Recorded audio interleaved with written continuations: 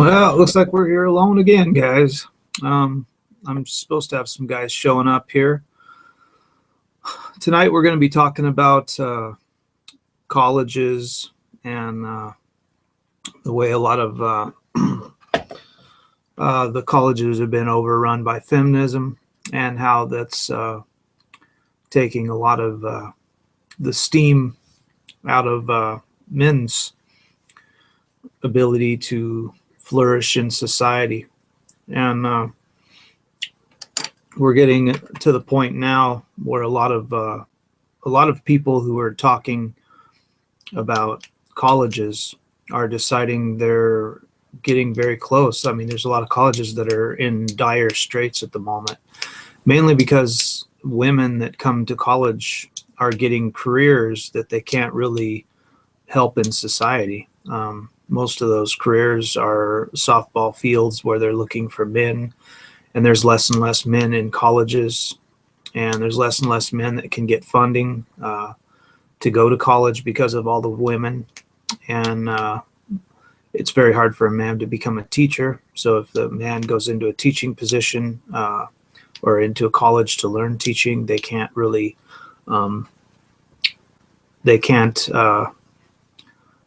find a job when they get out. And if they do, most of them are moved around so that they don't get tenure.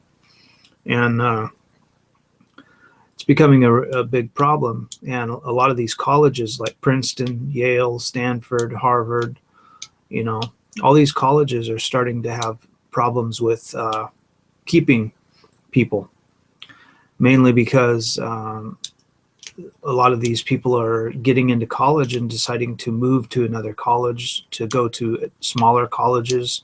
And these colleges are becoming having problems now because they're thinking they're actually going to have to close. There's a lot of them that are in threat of being closed just because they're not making enough money, and they're not getting funding. When you have a college full of women, and the women are taking gender studies classes, and they're taking classes like art history, and that's their major, and they're taking feminism studies and just silly things that really, college isn't really made for that kind of thing. It's made to bring out real people like engineers and people like that, and they have all these philosophy majors that you can't really do anything with those careers. So they're packing the colleges full of these worthless degrees, and people who are just trying to get a big degree so that they can be make people think they're smarter than they are, just so that they can say, I've got a master's degree in philosophy, which means absolutely nothing. That's like telling somebody I wiped my ass today. It doesn't mean anything. So the problem that we're having is a lot of these men are really scared of women, because when you get into college, I tell a lot of men that you can't expect to even be allowed to date a woman. I hear all these MGTOW talking about how they still want to date women, and they want to use women, and they're not going to date them, but they want to fuck them and give them some of their own medicine and stuff. If you have it in your mind that you're going to actually be able to get over on a woman, you're an idiot, because that's not going to happen. They've been doing this stuff for thousands of years, and if you think you're going to get an upper hand on a woman, you're an idiot. If you sleep with a woman in a college, or you're a doctor. I recently heard Nico Chomsky talking this morning, actually, about sleeping with women and treating them like shit, and that's how he is, and all this kind of stuff. All it takes is for one of these women to say he raped me, and pretty soon he loses his status as a doctor, and is subjugated to being a doctor working at McDonald's flipping hamburgers because he decided he wanted to stick his dick in a woman. they're very vindictive nowadays, and all it takes is for them to feel you use them, because women are the only ones that are allowed to use. That it's not something that men are allowed to do. So if you think you actually are going to be able to get over on a woman just because you're MGTOW, or because you're a philosopher, or because you're knowledgeable and well-read, you're an idiot, because they don't have to be smart to get over on you. You know, you have to be smart and well-read to talk to a woman in a way where she's going to be able to see that you're smarter than her. But she doesn't have to be smarter than you. All she has to do is throw out, "He hit me," or "He raped me," and you're dead. You're done. That's it. You know, they don't even have to have proof. Most colleges nowadays have come up with rules now where if a woman makes a claim that somebody has raped her, you're guilty till proven innocent. So they don't even have to prove that you did it, you know, and you can be shunned even if you're shown to be real, even if you're shown to be a non-rapist. It doesn't matter, though. That's on your record. And if somebody does make a claim, because there's so many feminists in the industry now, in the college industry, that actually goes with you. So if you decide you want to transfer to a new college, that's actually on your transcripts, you know, that you were accused of rape. So it follows you around, even though it could have been an unsubstantiated claim. It doesn't matter. They don't care. They want to ruin men's lives. And that's why I say, if you're a MGTOW and you believe you can get over on a woman and have her think that I'm gonna date a woman and I'm gonna, just fuck her and use her and throw her out the door and stuff, she can come back a week later, a month later, and realize that you used her for sex and that she didn't like that. And she can go to the police and say that you raped her a month ago. And they don't need proof. A lot of these cases that come up, there's they said something about 68% of the cases that are brought up. Out of 68%, there's about 28% that are tried. The rest of them are just bullshit. So a lot of them are just women that, they actually did realize that the guy that they slept with had an alibi, and that other people knew, or he recorded the conversations or recorded her text messages or something like that. So a lot of people don't realize that. Most women aren't that smart to figure that one out. I was talking last week about the women who I teach in college, and they will cheat. That's the problem. A lot of these women aren't in college to learn. They're in college to find husbands and to find providers and ATM machines. So these women will actually cheat. And when they cheat, they're so dumb about cheating that they will literally copy word for word what the guy's paper says next to them. And when you call them out on it, they say that he cheated off me. And it's very easy to tell who cheated off who. It's a very easy way that teachers will figure this out. If you're sitting in a classroom with a table of 4 people on the table, and somebody is in the middle or on the end even, and there's only one person next to them, it's pretty easy to see who was cheating, because you can look at the guy that was next to her and see if there's anything on his test from the person next to him. And 9 times out of 10, there will be nothing on that test from the person next to him. But everything on the woman's test, if she was sitting on the end, is there. If the woman is in the middle of the table with 4, she'll have things on her test from both tests. And that's because you can't always look at the tests next to you. So it's these women, this is the way, lots of people don't understand that this is the way women think about life. They don't have they don't have the thinking that a man has, in the way that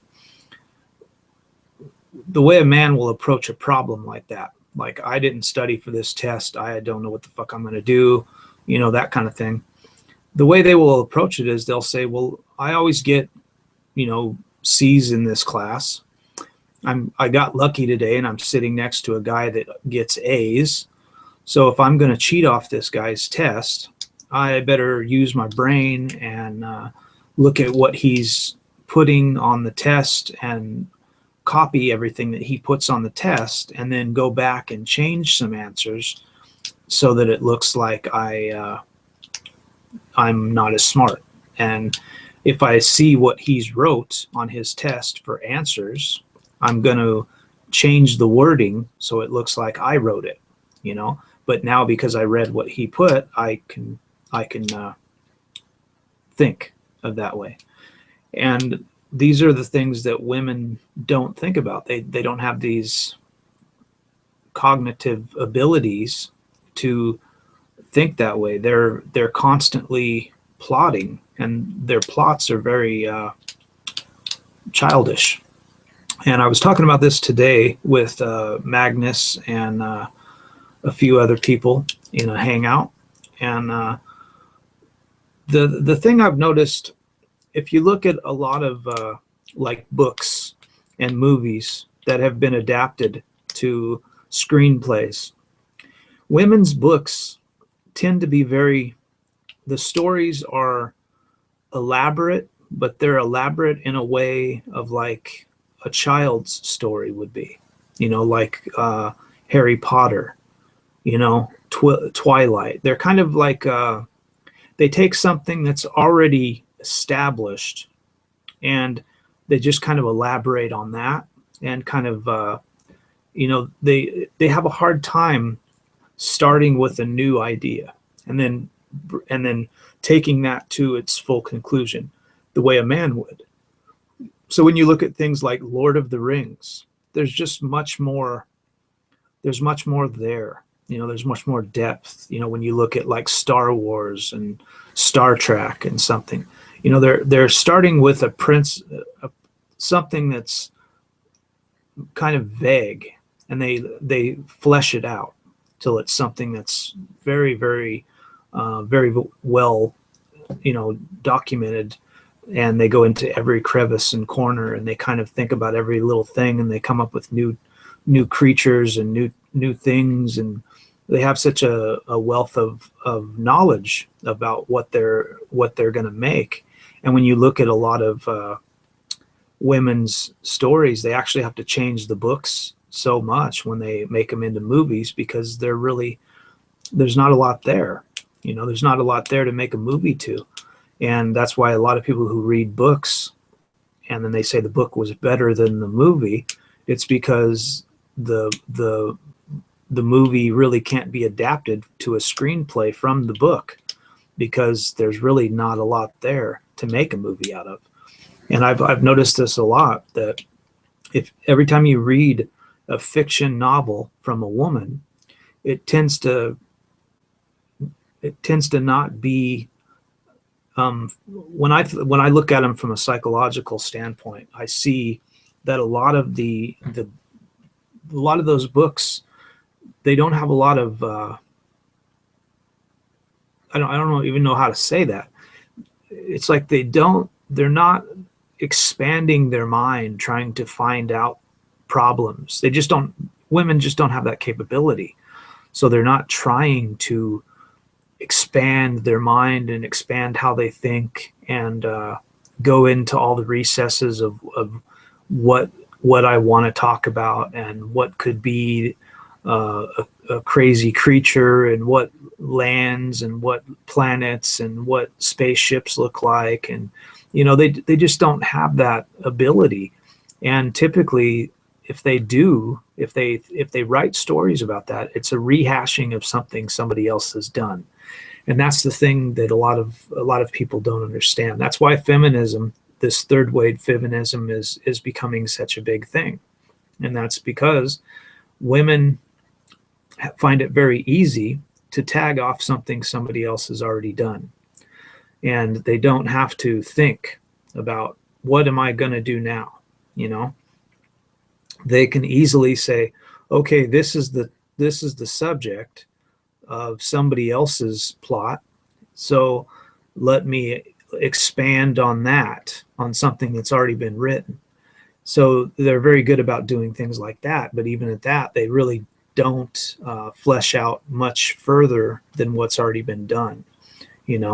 And like I say, if you any book that you read that a woman has been a part of, there are only going to be two things: stories that have already been told, or they're going to be childlike stories where it's more of a story that a child can follow along with, like a little child, under the age of 10.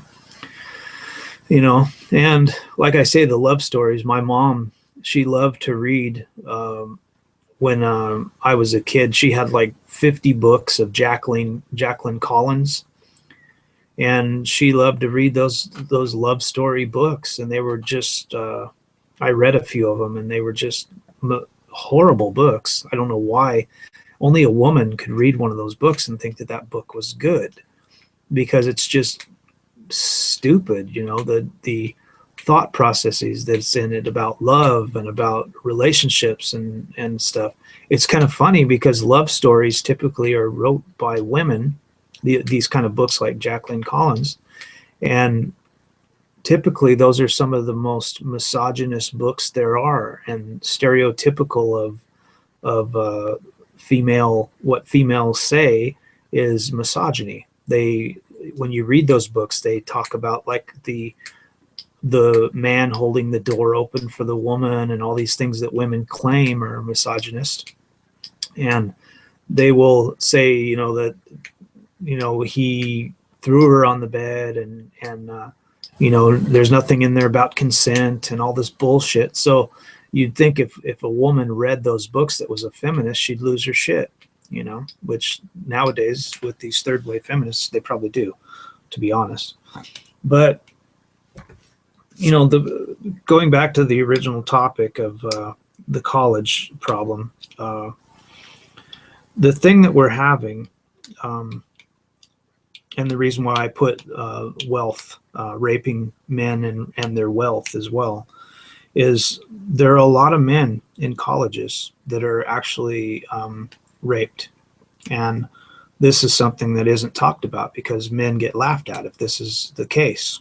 And what's going on is a lot of guys will get drunk and some girl will come in, a bunch of girls will come in, and they will get this guy hard and they will rape him, and while he's drunk and passed out, And there's been several cases of people going over to college campuses, to dorm rooms and things like that, and passing out and being raped by the dorm mothers and things like this.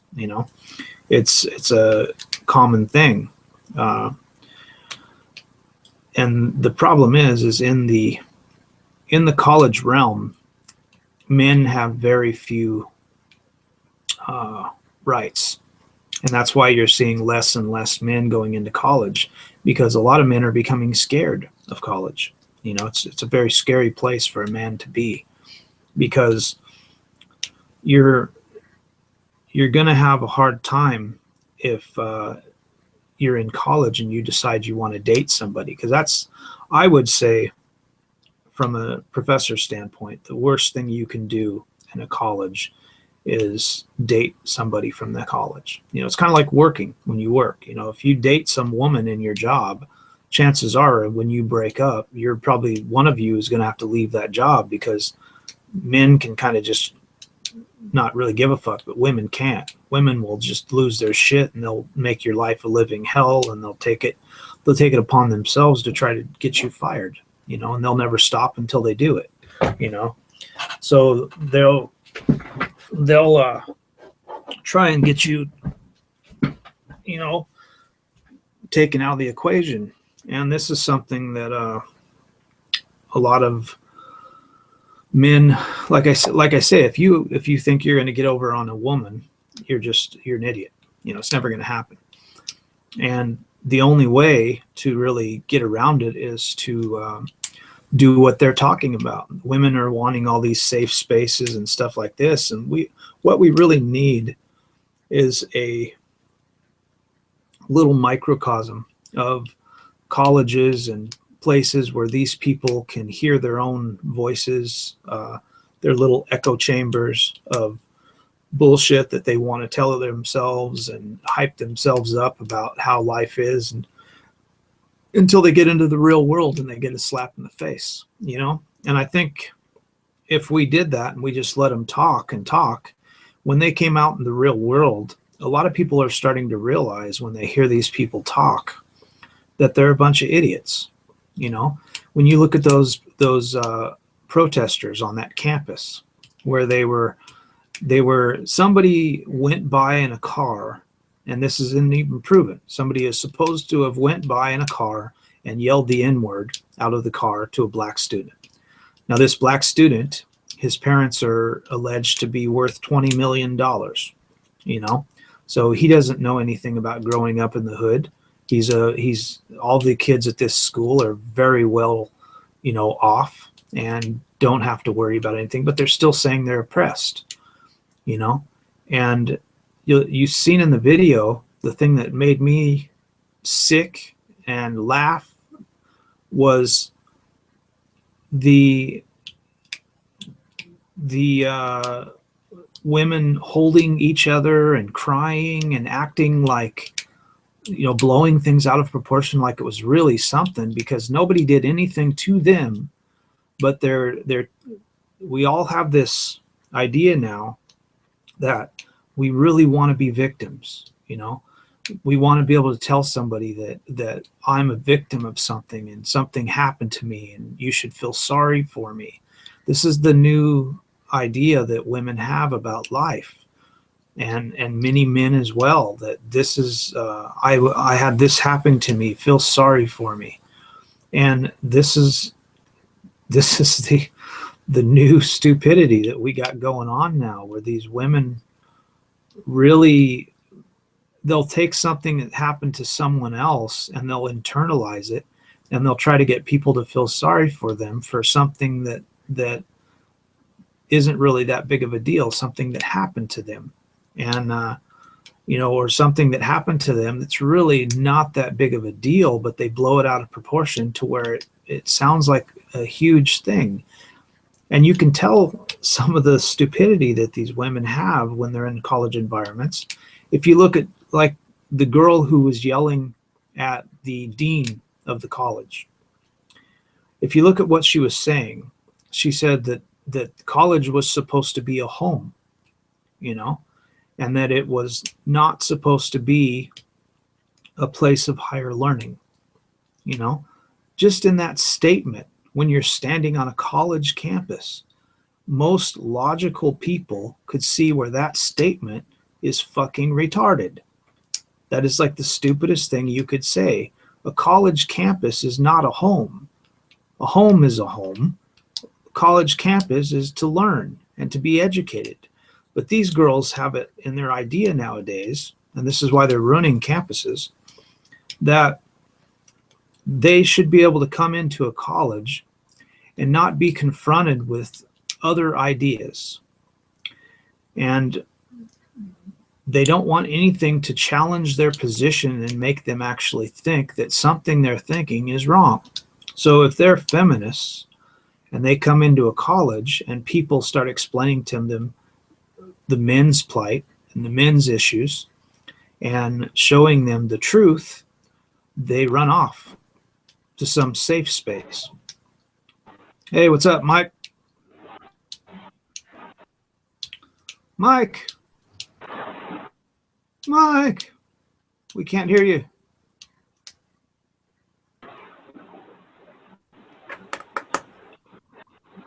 Well, we got Mike the Mugger on here, so. Hey, what's up, dude? Hey, not much. Waiting to see if you were going to speak.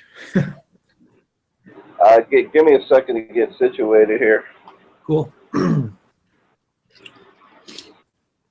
Yeah, Magnus is supposed to be here too. He went to sleep a while ago, so he should be up. So He said he wanted to get on here. Yeah, I'd be asleep too if I wasn't stuck at work. Yeah, Magnus is good because he's a truck driver, so he's always stuck at work. I thought about doing trucking. Yeah. I was fresh out of the Navy. Yeah, I drove truck for a little while in the U.S. before I came to Japan. I'm not good with spatial awareness. Not that big of a vehicle. I tried doing it when I was overseas. I got some chance to drive some big rigs, and I wouldn't do it on the open road. Yeah. I've seen some of the guys that go through the truck driving schools, and they're kind of scary, you know, when they get behind the rig and they have to back up to a dock, or, you know, there's the parallel parking that we do with the trailer, you know, and I'd see some guys, they wouldn't, you'd tell them how to do it and they wouldn't even be close, you know. Yeah. It was scary. It was scary. It's like if they were driving a truck and backing up, they'd take out like 15 cars on the way to the dock, you know. That'd be me. That'd be what I wind up doing. Yeah, I drove cement trucks. I did pretty good with construction equipment though. I drove a 14K front loader. Drove a bulldozer. I've driven a Bobcat. Yeah, when you get something like a trailer behind you, I always found it because I was used to driving like the 65-foot trucks, you know, with the 65-foot trailers and stuff. So you're driving down the street with like, you know, 75 feet or something hanging behind you, and yeah, those are always easier for me to back up because there's more when you're starting to back up. It's easier, but when you get like a pickup truck with a trailer on it, that's fucking harder for me to back up because little movements make like you jackknife the truck, you know, automatically. I'm just used to driving big giant trucks. I've been doing that since I was a kid, and I'd drive like a Chevy Love truck with like a lawnmower on the back and a trailer, and I could never get the damn thing backed up.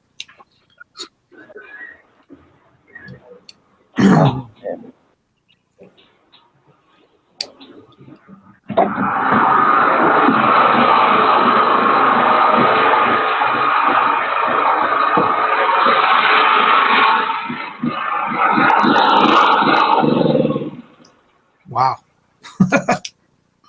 sorry about that. uh, This is where I work. Yeah, I remember you were saying late at night it gets like nobody around there. Yeah, it's well, I mean, it's the weekend right now, so we're not too busy. Yeah, you guys are you guys still on the holiday weekend? Yeah. Yeah, because it was like Thanksgiving Friday or something, right? Yeah, the other contractors are, but we gotta work. Oh, okay. Yeah, I never really celebrated Thanksgiving that much in the U.S. So I'm a vegan, and you know I never got behind the whole celebration. So I really haven't done Thanksgiving more than probably 3 or 4 times in the past 20 years, probably. So I never remember when it is, you know. Then living here in Japan doesn't help any because we don't celebrate, obviously, Thanksgiving. Oh, here comes Magnus.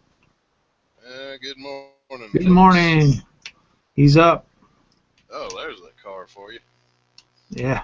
And I'm still at the point this morning where I'm drinking coffee because I'm still where I'm scratching my butt whenever my head itches, and I need to correct that. Yeah, I just woke up not too long ago too. I woke up at like 9:50, so I've only been up for about an hour. Yeah. What's up, Mike? You had any good muggins lately? No, you know me. Mike, I wound up making that video last night. Yeah, I saw it was uploaded. I ain't got a chance to watch it yet. Oh, did you make a response to that video or something? You could call it that. Mm. Um, I haven't you watched just it. you gotta see it. I kind of lost my shit like I do with a lot of my videos. Yeah, that's how I am. I really find it kind of uncool when you see those people that make a video and it's all scripted and they read off of like a whiteboard that's behind the camera or something like that, or they have a friend and they write up the whole thing, and or they put it on their computer and they're looking at their computer the whole time. It seems very uh, it's just not what I would as a YouTube creator. It's just something I don't want to see. You know, I want to see somebody talking something that they really know about and showing their feelings and kind of fleshing things out and stuff, and not like a scripted, you know, Well, a scripted thing. It's like when you get on the internet, unless you're talking in front of a lot of people, you're not really. That's not really your. You know, we're not here to have a lecture. Basically, you're not here to make a lecture every time you do a video. You know, right. I like to. And everybody wants I something. very rarely use a script. I mean, I used to do it all the time. I do a whole script for all my videos, but after a while, it just got to the point where I'm like, I already know what I'm gonna say. I don't need to fucking write it down. And you know how I am. Like, I'll make an hour-long video. If people want to watch it, great. If they don't want to watch it, fuck you. Go away. Well, You know? I look at it like, you know, I get maybe 10,000 views. You know, I've got a few videos on my channel that have over 22,000 views, but most of my videos have like, you know, 500-600 views. So why take a whole day to write a script and then practice the script and then, you know, make it on film and then have to edit it and make it look really cool, and then you take all this fucking time, take a whole day or sometimes 2 or 3 days to make it, you know, and then you put it up, it gets a total of like 600 views, and on your AdSense you make like 45 cents off of it. You know, it's like, why waste the time? I would rather just get a topic, start the camera, and then talk about the topic and flesh it out, and then turn the camera off and load it, you know, and then. Well, you can always do like minor editing later too, if you I really need to. I use the YouTube editor. I just chop off the beginning and I chop off the end, and then I put my things on the front and the back, and if I made any stumbles inside, I chop those out, and then I load the fucking video, and I'm done. There's a certain simplicity to only using audio.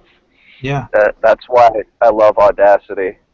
Yeah. And it's probably also why I'll never, like, I think I had a couple videos planned where I might, like, show my face, but, yeah, you know, those are... Don't do that. Break the camera. No. Well, you know, not in the traditional sense. You know, like Logic, I'm still working on getting like a mask or something. You know, that old cliche. Oh, yeah, that. Yeah. But I hear what you're saying, man, because when I started my gaming channel, I used to, you know, put a whole day into compiling video footage, editing. I'd write out a script, everything. But it just got to the point where I'm like, I'm not getting anything out of this compared to the amount of time I'm putting in. Exactly. You're not PewDiePie, you know. When you're somebody, like when I get to the point, like right now I'm over 1,300 subscribers on my channel. When I get to the point where I have like 10,000 subs, I might somewhat do, like, because you get a lot of requests of like, you should talk about this and you should talk about that. So I can take an idea and I'll flesh it out on a piece of paper, and then I make a video and I'll have some ideas or bullet points that I might want to talk about. But I still just kind of riff it, you know. That's what I've been doing, even for my gaming videos. Like my Mad Max review that I did, I just basically I wrote down the bullet points that I wanted to as I'm playing the game. Like I'd be like, okay, I need to mention this, and I'll write it down. And then after after I get done with that, I might organize it a little bit, but that's it. And then I'll just, bam, I'll do the video. Well, because, yeah, when you make the notations for specific things you want to talk about, then you just, oh, yeah, I want to talk about this, and you just take off and run with it. I mean, my Tales from the After Now, though, I mean, obviously that's all scripted. all my Tales from the After Now, like, obviously it has to be scripted. Although I do still riff, even when I'm recording my audiobooks. Yeah. So. Yeah, I've always had a problem with like reading off of a script and stuff, because then I start to sound stupid. You know, I used to go into like lectures, and I'm used to, like, you know, I'm a professor, so I'm used to like talking about psychology and talking about music and just like knowing what the subject for today is and just going and starting to talk about it. So I have a hard time like standing there and having a lecture. You don't want to come into a classroom and lecture people every day like that. You want to just kind of like go with the flow, and basically every class is different, even though I'm teaching the same thing, because you'll start talking about stuff and then somebody will raise their hand, they'll ask a question, and that's kind of where class starts, you know. Right. So if you have some, you know, script that you say every time you teach that class, nobody's really ever going to learn anything. They're just going to, you know, listen to you speak. Yeah. Yeah, I think the best kind of learning is, you know, when you interact with the students. Yeah, that's the time my classes always start. I'll basically usually speak for about you know, maybe 10 minutes or something like that, and then somebody will automatically say something about something I'm speaking about, or they'll have something they want to interject, and then somebody else, that gives somebody else an idea. Usually, like when you're in a class, it's kind of like the people in a 7th grade dance, when everybody's nobody wants to dance because they don't want to look stupid and be the only ones dancing, so they kind of wait for the first person to do it. And that's kind of how a classroom works. You know, I'll start speaking, and because I'm the professor, they think like I have tenure, and they don't want to talk over the professor because that's rude. So when I'm saying something and somebody just can't sit still anymore and they have to raise their hand and say, yeah, but what about this? That's when it all starts to really happen, and people actually start to learn, because they're actually starting to use their brain cells, and they start to think, Yeah. You know, well, you said this yesterday. You know, you said this yesterday, and you said this last week, and then the test that we took last week said this, and what about that? And you know, so you basically ended up being like that. Keeps them engaged and awake. Yeah, exactly. Makes them think, because if you're just talking to them, that's when you have like half your class fall asleep. You know, Yeah. That's why I know these things from running classes. So when I do YouTube videos, I've got a lot of compliments that people say my voice is very calming, and that it's like speaking to a friend and not somebody talking at me. You know, that's what a lot of the videos I watch seem, that they're talking at you, they're not talking with you.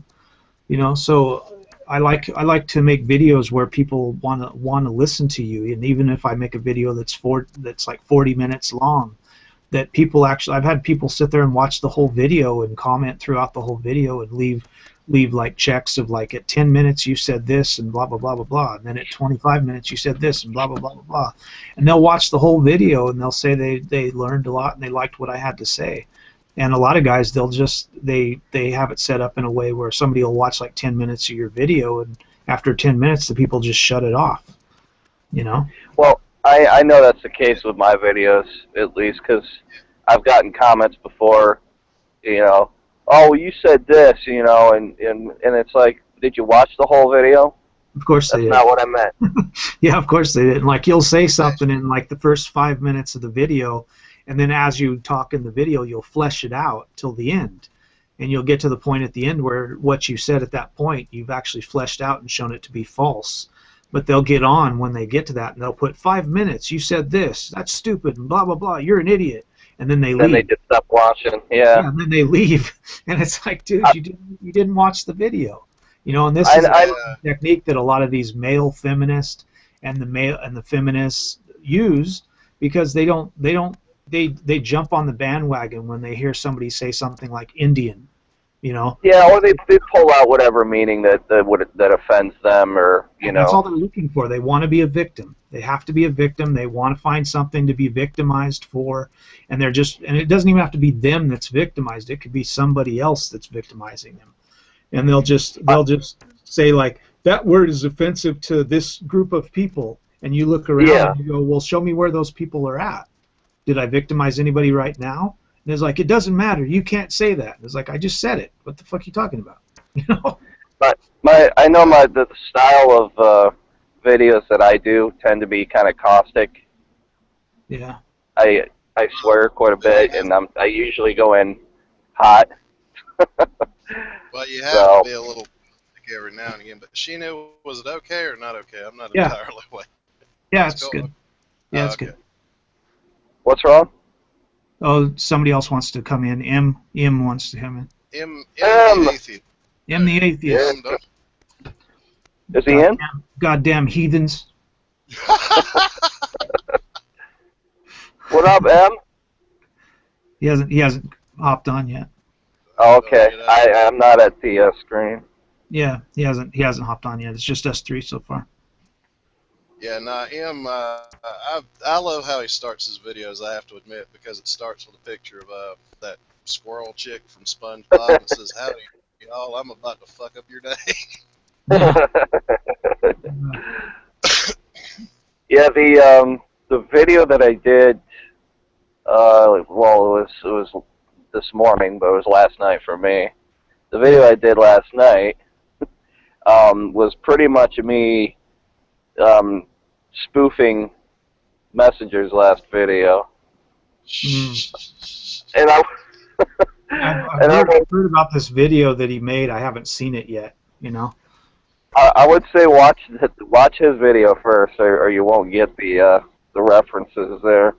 Yeah, I've heard a lot of people. We were on a call this morning, and I was on a call with like 5 people, and they were all making funny statements about things that he said, like MGTOW used to be hard, and you know, stuff like this. And I was like, what are you guys talking about? You know? Oh my God! Proverbial game of telephone. Used to be strong. MGTOW used to be strong. Now it's weak. And I was like, what are you talking about? You know? Yeah, well, I mean, look at the difference between, like, say, the MGTOW movement and the herbivore movement. By now, the herbivore movement's still getting bigger and bigger and bigger.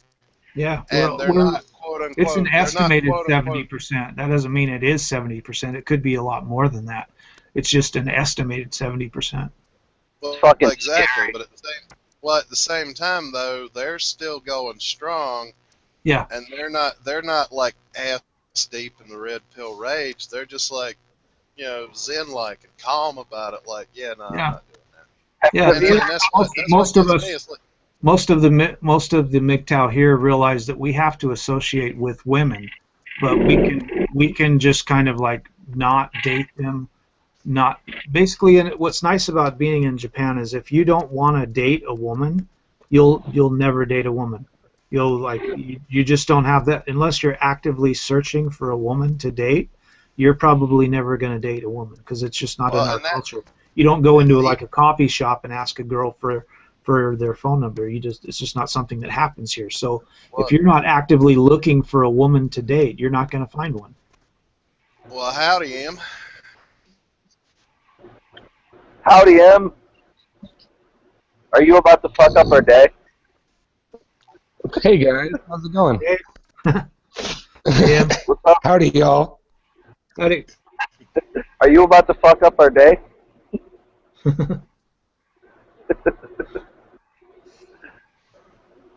I don't know. He seems to be having a little bit of technical difficulties, but Yeah.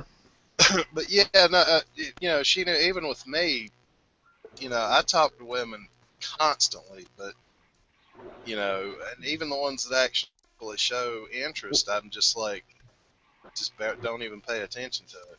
Yeah, that's how I've been for a long time. It's like that's a lot of the girls that I've even dated have been mad at me because of me doing stuff like that and acting like I don't really give a fuck, you know. So they're always like, you don't love me and you don't care about me and stuff like this, because they'll whine and bitch and piss and moan, and I'll act like I don't give a fuck. You know, I don't care what they have to say Well, and what they think. it's not even. You're not even actually acting, are you? No, I just don't give a fuck. You know. Exactly. No. So you're They're not like acting. you don't love me, you don't care because you don't ever fight. And I was like, there's never nothing to fight about. You're fighting about stupid shit. You're fighting about shit that was in the refrigerator and shit that's on the cabinet and shit that's on the floor, and I don't give a fuck. You know? Just tell them we wouldn't even be having this argument if you were in the kitchen making me a sandwich. Exactly. Yeah. Go make me a sandwich and we'll sit down and watch a movie, and if you shut up for a minute, you might have a good time. You know? Actually, Mike, in Japan, I think it would be, shut up, bitch, get in the kitchen and make me some ramen. Yeah. Make me some sushi. Yeah. They very rarely. Do you make sushi? Yeah. Isn't it already made? Do you even sushi? Senpai, do you even sushi? Of course, now I would imagine with sushi, you know, you being a vegetarian, you go for more like like I've seen over here. I don't know if they have it over there. That's why I'm asking. Like the California rolls, where it's just like rice and I think seaweed or something like that. Yeah, a lot of guys don't realize I'm actually getting ready to make a video on this. I'm going to call out a lot of my vegan friends that talk about the veganism and say that they're always putting up these videos where they eat sushi, and the problem is they use these huge dredgers, and they tear up the seafloor, and they actually tear up environments, the seafloor environments, and kill a lot of wildlife and stuff when they get that seaweed. And they bring up these huge amounts of seaweed and tear up the seafloor, and then they have to leave it for like 5 years before they can do it again. And they actually, like most seaweed has like dead sea creatures in it. You know, it has like fish and shellfish and all kinds of stuff in the seaweed, little that have been trapped in there. So these people, I'm a vegan because I eat like, you know, I eat like sushi with no fish in it. It's like, well, if it has fucking, you know, nori on it, then it has fish in it. No, and that was a huge problem back in the day. I was even reading an old study on it. This guy was wondering why, like, back when vegetarianism first became popular, yeah, they were wondering why British vegetarians were suffering from so much malnutrition, and like Indian vegetarians weren't. Well, it's because the Indian vegetarians were eating or drinking natural water, eating natural plant matter, which has all this other like detritus and other stuff in it. Yeah. And like British vegetarians were eating farm-raised stuff, which, for lack of a better term, was pure. Yeah. And it's the purity that'll get you. Yeah. Yeah. Well, I've been a vegan for 26 years, almost 27 years now, and I don't take any vitamins. I don't take any medication. I haven't been in a doctor's office in 23 years, and I always talk to guys that are vegans, and it's like you'll talk to these people that were vegans for like, you know, 2 or 3 months, and then they say they got sick and then they had to quit or something like this, and then you'll ask them what they ate, and you'll say you weren't a vegan. That's not veganism. You know, that was what you did wasn't veganism. It was actually a eating disorder that you just had. You know. So they think like if they eat like 1,000 calories a day and all they drink is smoothies, and you know they eat some like lettuce and they have some fruit or something, that this is veganism, and that's not veganism. That's the worst. That's an eating disorder. Basically, you have bulimia or anorexia or something. You're not a vegan. Veganism isn't a diet. It's a lifestyle. You know. And there was a study that came out back in the 40s, I believe, and it was called the Starvation Experiment. And if you read that book, in that book, they came to the conclusion that if you eat less than 1,500 calories a day, that's a starvation diet. The human body can't survive on less than 1,500 calories unless all you do is sit in bed. If you just wake up and sit in bed and eat and never leave your bed besides to go to the bathroom, you might be able to survive on 1,500 calories a day. But if you get up and walk around and you're doing things all day long, you need like 2,500 to 3,000 calories a day. That's how much you need. So all these people who are like, I don't eat sugar and I don't eat calories and I've got to watch my calorie intake, and well, they're fucking idiots. And when you get onto a vegan diet, and that's how you deal with your veganism diet, you decide you're going to restrict calories and restrict your sugar intake, because every cell in the body, including the brain, runs exclusively on fructose. So if you're not eating fruit and you're not eating sugar, you're an idiot, because you're going to fuck up your brain. That's what leads to all kinds of Alzheimer's and everything. 80% of medical problems in the world are caused by diet. And that diet has to do with milk and dairy. And I hate to say this, but that's probably why a lot of times, not all of them, but a lot of the vegans I've seen, they seem like they're a little loopy. And yeah, a lot of them are. Saying they're not eating enough calories and not getting the right fuels for their brain. Well, there's some of these psycho. Yeah, well, there's some of these vegans that are actually, they'll eat like one banana, things like that. Those vegans, that's not a vegan. That's an eating disorder. So I'll see these guys on the internet, and they're like, okay, you can only have like a half an apple, and then 3/4 of a banana, and 3 grapes, and a half a bowl of rice, and they'll eat like 1,500 calories or less per day, and then they say I'm a vegan, and then you'll see 6 months later they've gained a bunch of weight. They are not vegans anymore, and they put out some book about how veganism almost killed them. Veganism didn't kill you. Your stupid eating disorder did, because you weren't a vegan. Nothing about your diet was vegan.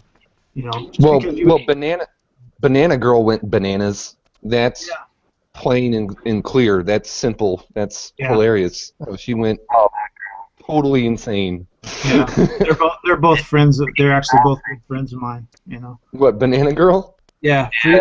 Freely. I went to their meeting in Thailand last year and this year too. Yeah, they're really nice people. A lot of people don't realize that they got like over 1 million subs, both of them. And when you meet them in person, they're nothing like that. They just try to it drums up people to watch their video, and they're just trying to get the vegan message out there to people to stop eating meat.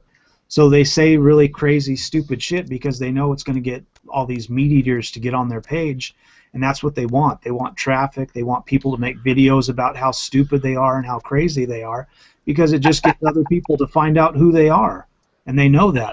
That's what they are.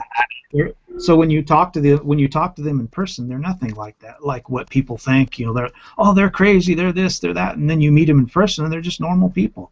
They just eat veganism, and they eat vegan food, and they'll sit down in a circle with you and talk about veganism, and they're just nice people. They're not forcey, they're not pushy, but then you'll see them on a video, and they're like, all meat eaters should die, and blah, blah, blah, and then they have like 50,000 videos that are made about that, saying how crazy they are. Vegan Gains is another one.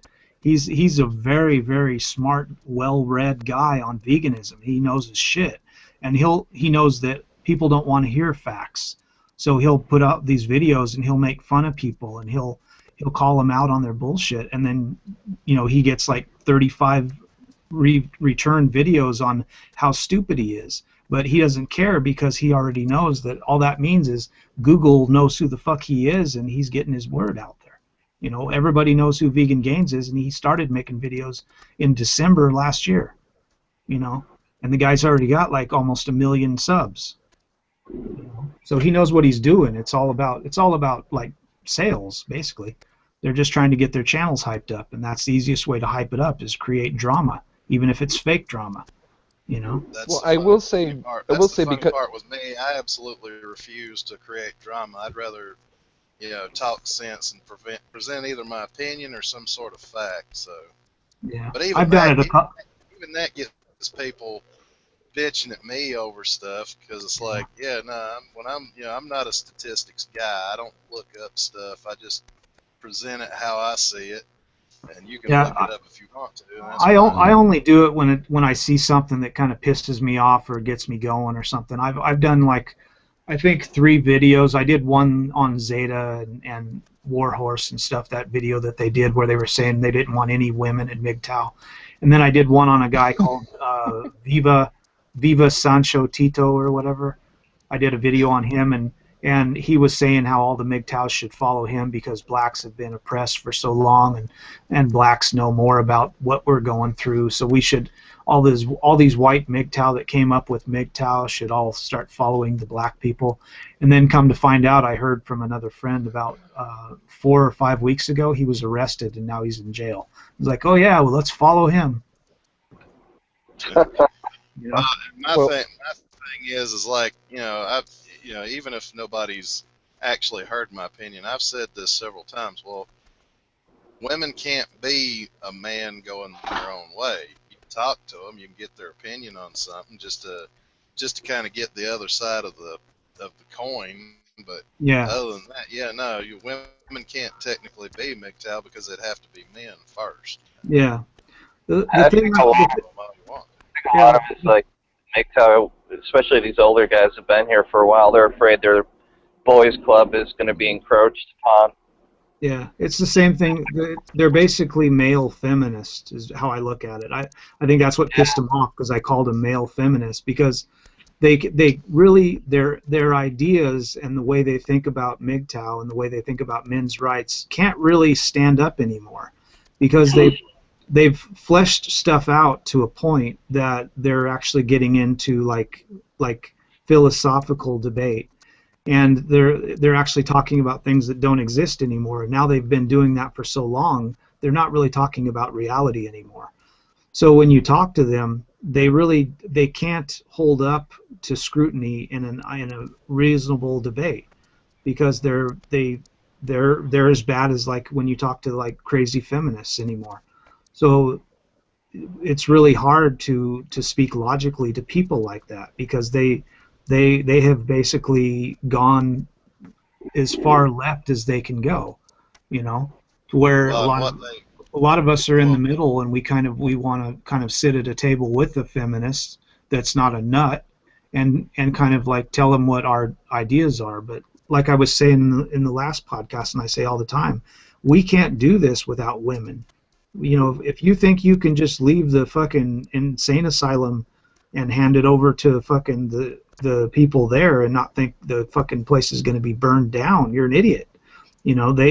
We can't leave them at the helm. There won't be anything to come back to. You have to engage with them. And the problem is we got people like Karen Strong and these people who are fighting on our side and have been, and that's like all they talk about is how fucked up feminism is and how they're all fucking idiots. If you don't engage those people and keep them going, they're the only ones that feminists will listen to, because they don't give a fuck what a man has to say. Even if you're a male feminist, they don't care what a male feminist has to say. They want you to white knight for them. But they do care if a woman that looks like a lesbian is talking about men's rights. They kind of have to listen to them because they can't call them out. Right. So you need those people. You need those women on our side, and if you try to alienate those women and they stop working for us, it's all going to come down like a house of cards. You need those women in the education fields, keeping these women in check, because they're the only ones that can. Well, and plus, with me, I can tell you from personal experience that more times than not, when you still talk to women, but you just treat them with a level of indifference that they're not used to, that gets the message across way better than outright hatred. Yeah. The thing that I always found when I was married and when I was dating women, the thing that pisses women off the most is when they get the most like pissed off at you and you act like it doesn't bother you. When you get a feminist yelling at you and criticizing you and acting like a complete lunatic, and you just talk to them with indifference, that pisses them off so much, because they're trying to get a rise out of you. It's like a troll. I get a lot of trolls on my site, and what I do is I just click on their page, and then I click on their Google page, I block them on Google, I go back to their YouTube page, I block them on there, and then I come back and I click delete all their comments from my page, and everything they put on there, everything they worked on, everything they did, it's all gone. that pisses them off because they didn't get a rise out of you. You didn't even talk to them. You just blocked them. You know, and that's how I deal with those people. That's the same way you deal with feminism. You don't even fucking acknowledge them, and that because that's what they want. They're looking to get a rise out of you, and that's the only reason why they say the stupid shit they say, because they're trying to get you to come back at them really hard so they can yell at you and say, look at how much of an asshole he is. And it's like, no, I'm not an asshole. I'm not even going to engage you because what you had to say wasn't even logical and it didn't make any sense. Why would I talk to you? You know, I have a lot of women that come on my page and try to harass me and try to tell me shit and try to act like they know what they're talking about. And when you listen to what they have to say, it's just stupid, and there's no reason to even engage them, so I don't. Now, that's interesting. Now, what do women have to say to you? That's interesting. Well, usually they come on my page and they say things like, you don't know anything. You know how feminists are. They really don't have an argument. They can't, like, you'll say some really logical stuff in the video and then they just come on and they say, you don't know what you're saying and you don't know anything about this and you don't know anything about that. And I'll just get on there and say something snarky like, I'll make sure I tell that to my master's class at college tomorrow in my psychology class, you know.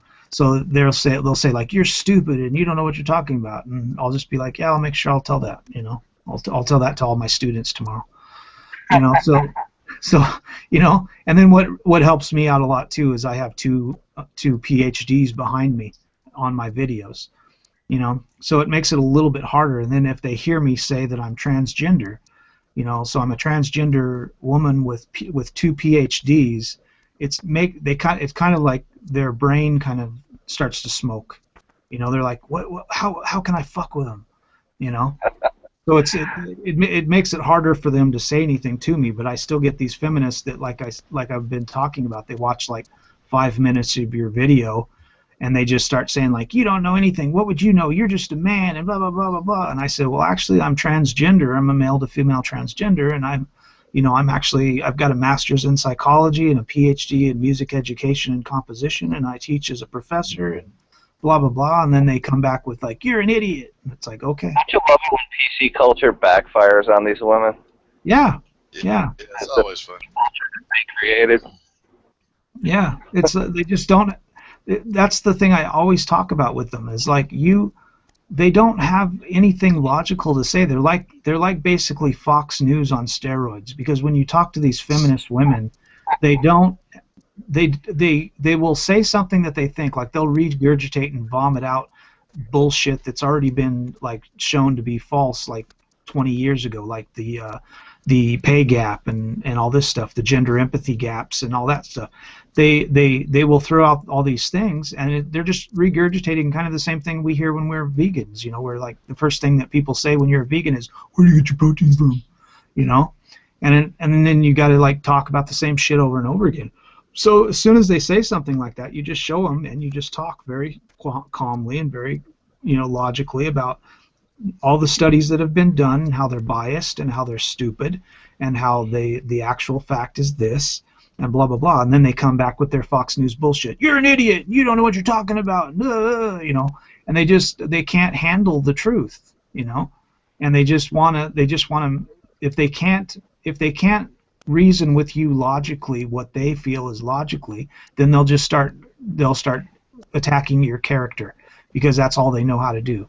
They can't logically debate you on reality and facts because they don't have any, you know. So all they can do is start saying, you're a dumb poo-poo head.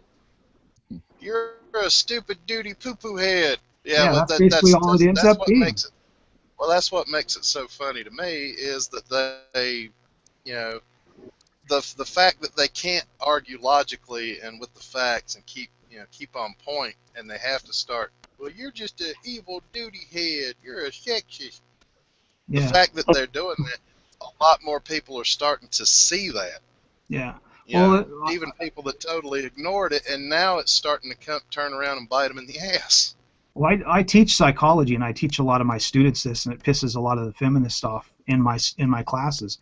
The thing that you need to understand is the way the feminist mind works, the way the feminine mind works, is these girls, they can't logically keep on topic with what's going on and think about things logically. It's very hard for a woman to do that, to sit down and think about something that is logical and is like factual and is now, like is talking about right now. It's like how most guys will tell you when they get into a fight with their girlfriend.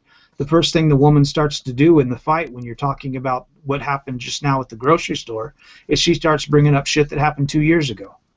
You know? Oh yeah. And that this is the way their mind works. So they can't. It's very hard to debate a woman because there's like a guy will come in and say, this is what I think, this is why I think it's stupid, this is the proof, and this is the negative of it, and blah blah blah. And a woman will come in and there'll be so much all over the board that that's what confuses men. That's what actually will confuse a man and make it hard to argue with them and debate with them, because they'll bring so many things up and they'll throw so much stuff at you. It's like looking on the internet. It's like, where do I start? It's like your brain gets overloaded. You're like, what are you talking about? You know, that's basically what's happening with men. We're like, what the fuck are you talking about? Because they talk about so much shit at once. You're like, I don't know where to start. Why didn't you stay on topic? You're not on topic. What are you talking about? Shi-nu, and that's why so many comedians have practically made lifetime careers off of that stupid crap, is because, you know, so many men just, they didn't really know how to defend against, you know, well, you know, why did you break my grandma's favorite plate? Well, because you did blah blah blah 3 years ago, and you're just like, yeah. It have to do with what you just did. I piss them off in class all the time by doing that shit. Every time they start talking, a lot of my men students already know that I'm not going to let them go. So they'll start talking about something, and I'll just throw out there every time they start getting off. I'll be like, hey, stay on topic. You know, I'll just say that, and that just pisses them off and breaks their concentration every time, because they'll start talking about something and then they'll kind of drift off into something else, and I'm just like, hey, stay on topic. You know, I do that to them, and I probably say that 100 times in class, in like a 1 hour class. Every time a woman gets up and starts talking, I probably have to say it to them 10 minutes in a 5-minute conversation, and I have to say it like 10 times. Because like every like minute and a half they'll be talking and they start to drift off, and you're like, hey, keep on topic, you know. And you really have to keep them in check, or they'll meander around a topic to where when they're done and they come to some point that they think is a point, you end up just like shaking your head, going, what the fuck did you just talk about? That didn't make any sense.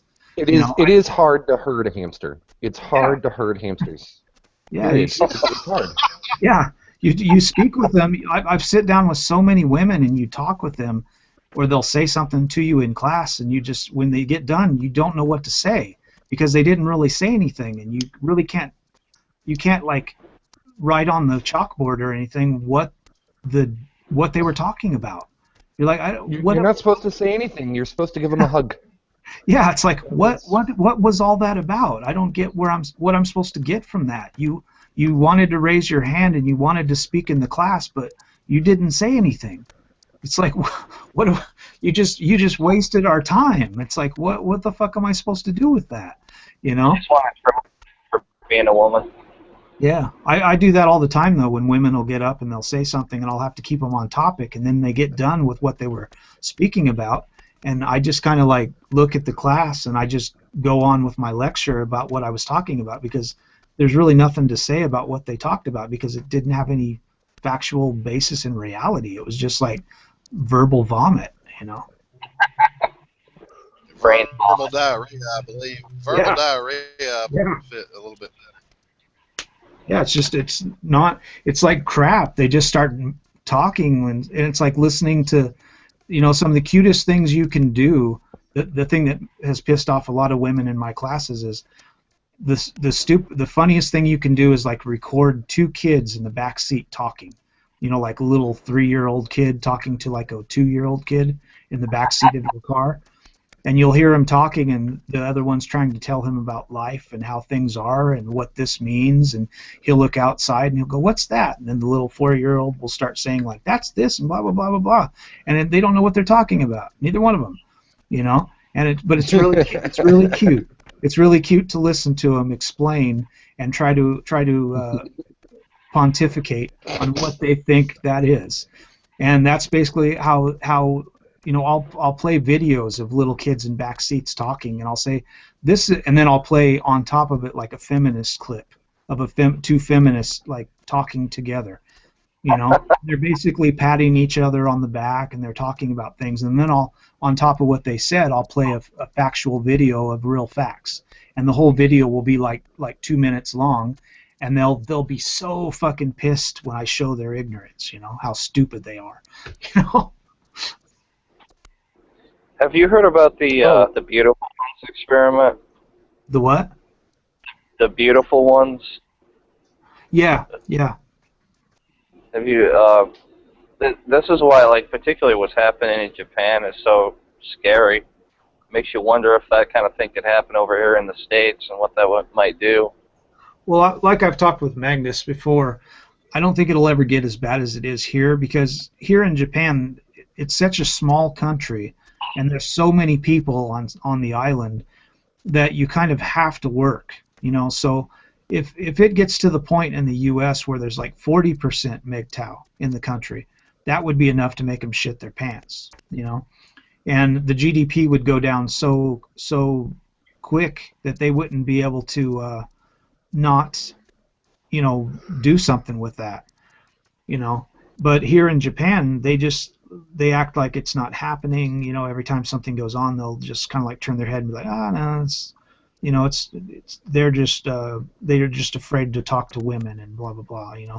That's basically how they are here. So they don't really want to like call women out and act like it's really a problem. It's a hypergamy. Well, last night in Japan. Yeah. Wow. No, I was going to comment on that earlier. It seems as if it only gets worse. It seems as if it even with the herbivore men, as popular as that lifestyle is, it seems as if it's only made the hypergamy worse. It seems as if it's only made the female nature that much more well, I hate that word. An issue. Yeah. Well, they're like devouring themselves, because the thing is women have this idea of how life is, and they feel entitled to get something out of life. You owe them, you owe them getting something for nothing, and they have it in their head that they think they should be able to get money and wealth and find a husband and get kids, and they shouldn't have to do anything, for that. And all they should have to do is give up a little bit of pussy and act like they're going to take care of the house until they have the man on the hook, and then they can just leave him alone.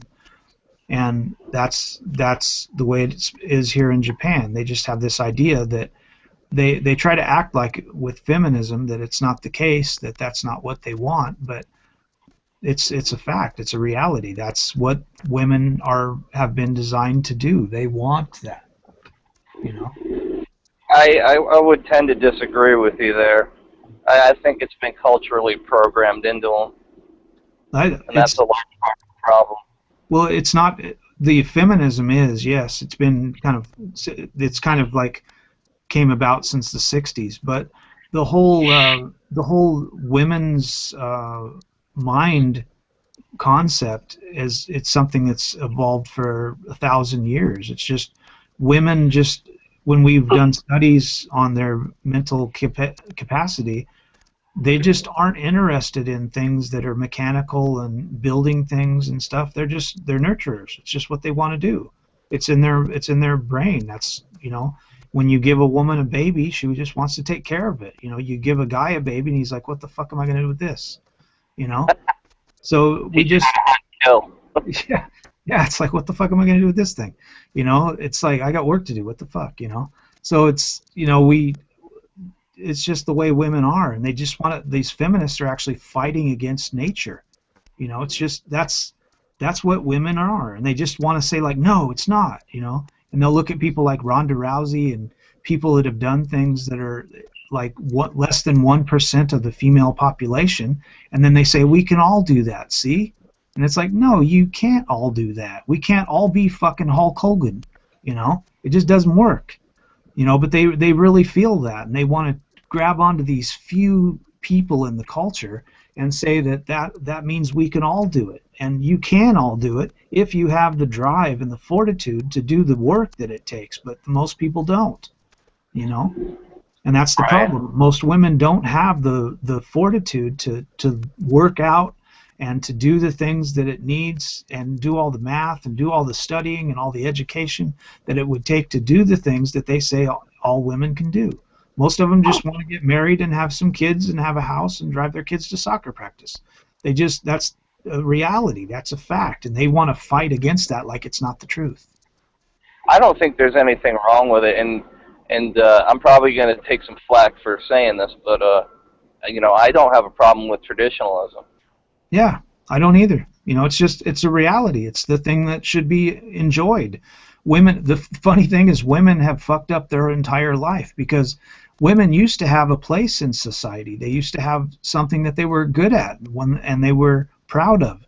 You know, they were proud to be a mother. They were proud to say that I take care of my husband and that, you know, I'm a good wife and things like that. And then men were proud to say, like, I've got a great wife. She's, you know, she makes dinner for me when I come home at night. She gives me a kiss and tells me how was my day, honey. And, you know, and that's just not how they are anymore. It's like it's a big fucking fight. Everybody's fighting against each other. And they think that, you know, I guess they think that that's what we should want. It's really sad. Sorry about that. I had technical difficulties. With the toilet again? No, Hey, internet ran out on me, so I had to get it renewed so I could get back in here. do you guys want to see if Vernaculus will join? Who? I don't know if he's on right now. Yeah. Uh-oh, Vernaculus. What's that? Uh-oh, Vernaculus. Yeah, let's get He's always got some very serious stuff to say. Yeah. Oh, yeah. He's always very serious.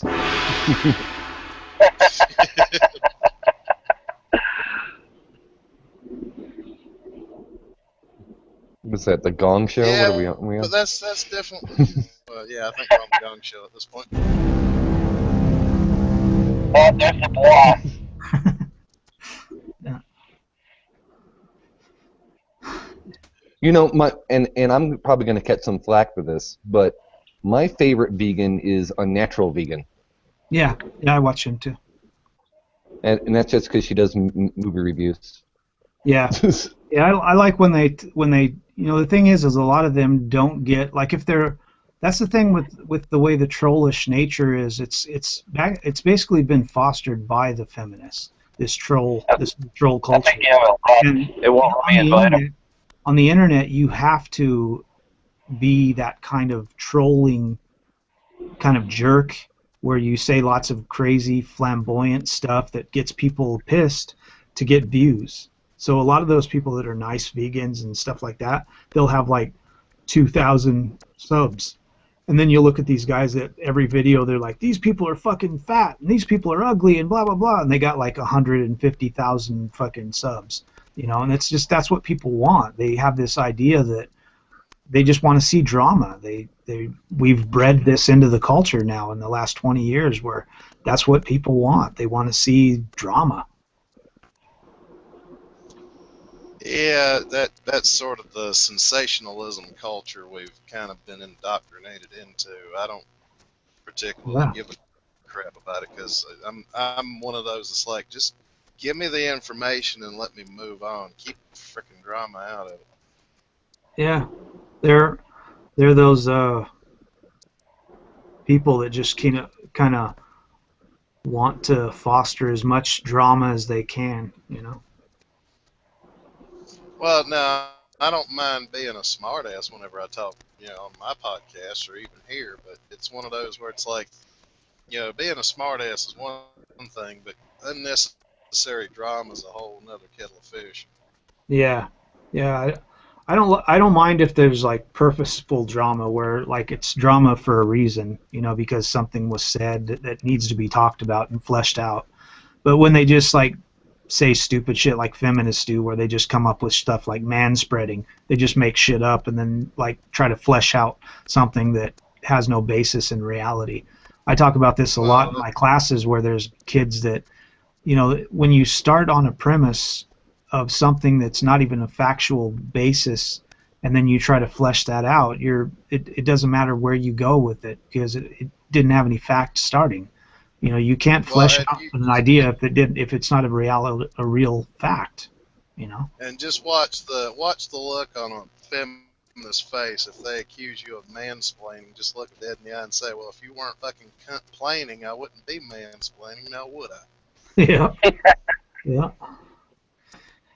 Yeah, it's sad, you know, to see where the culture is going now, and they're actually going to bring, you know, with our help, I think we're going to bring a lot of women to our side, but they're on this fucking terror where they're kind of like tearing shit down as they're running by it, and they won't turn around and look at everything they've left in their wake behind them. They just keep seeing stuff in front of them to tear down, you know, and they need to turn around and see the havoc they've created, and they just won't. Shit going on in the college campuses is fucking scary, man. Yeah, it's, you know, a man can't go anywhere in society now and interact with a woman, especially a young woman, a woman under the age of like 30, without really worrying that you could end up in jail. Because she could do anything she wants now because the way the way the laws are set up in the United States. You could be in a coffee house with her, and she could talk to you, or you could offer to buy her a coffee, and she could talk to you, and then like a week later, she could go and say you raped her in the bathroom, and then all of a sudden you're in jail with no proof, you know, and then you lose your job and you're accused of rape, and even if you go to court and they say it wasn't real, it's still on your record, and everybody that knows you thinks you're a rapist now. You know, and that's all they have to do. They can completely destroy your life with just one stupid, non-factual claim. You know? I wonder what Tom Leykis' take on MGTOW and feminism is. I don't know. Who knows? They're the same way that a lot of the people are on the internet, where they, you know, he just starts spouting off and saying some really crazy shit because he knows it gets views and it gets people to watch his thing because they want to see what crazy shit he'll say next. You know, that's the system we've set up with like this kind of Paul Jr., Paul Sr. kind of, you know, internet and TV shows where it's just like, you know, people yelling at each other for really not much of a reason, you know, and we just want to watch the shit go down. Yeah. I discovered Tom Leykis before MGTOW, though. Yeah. And that's kind of what led me down the rabbit hole. Yeah, I've watched him a few times on the internet. He's not over here. I could probably get him online or internet or something like that, but I've watched him on the and listened to him on the YouTube. Tom Leykis was the one that started you on the path to the dark side. He really was. I mean, it wasn't him. Like, he didn't link or anything. What the fuck? Are we on the Gong Show now? Yeah.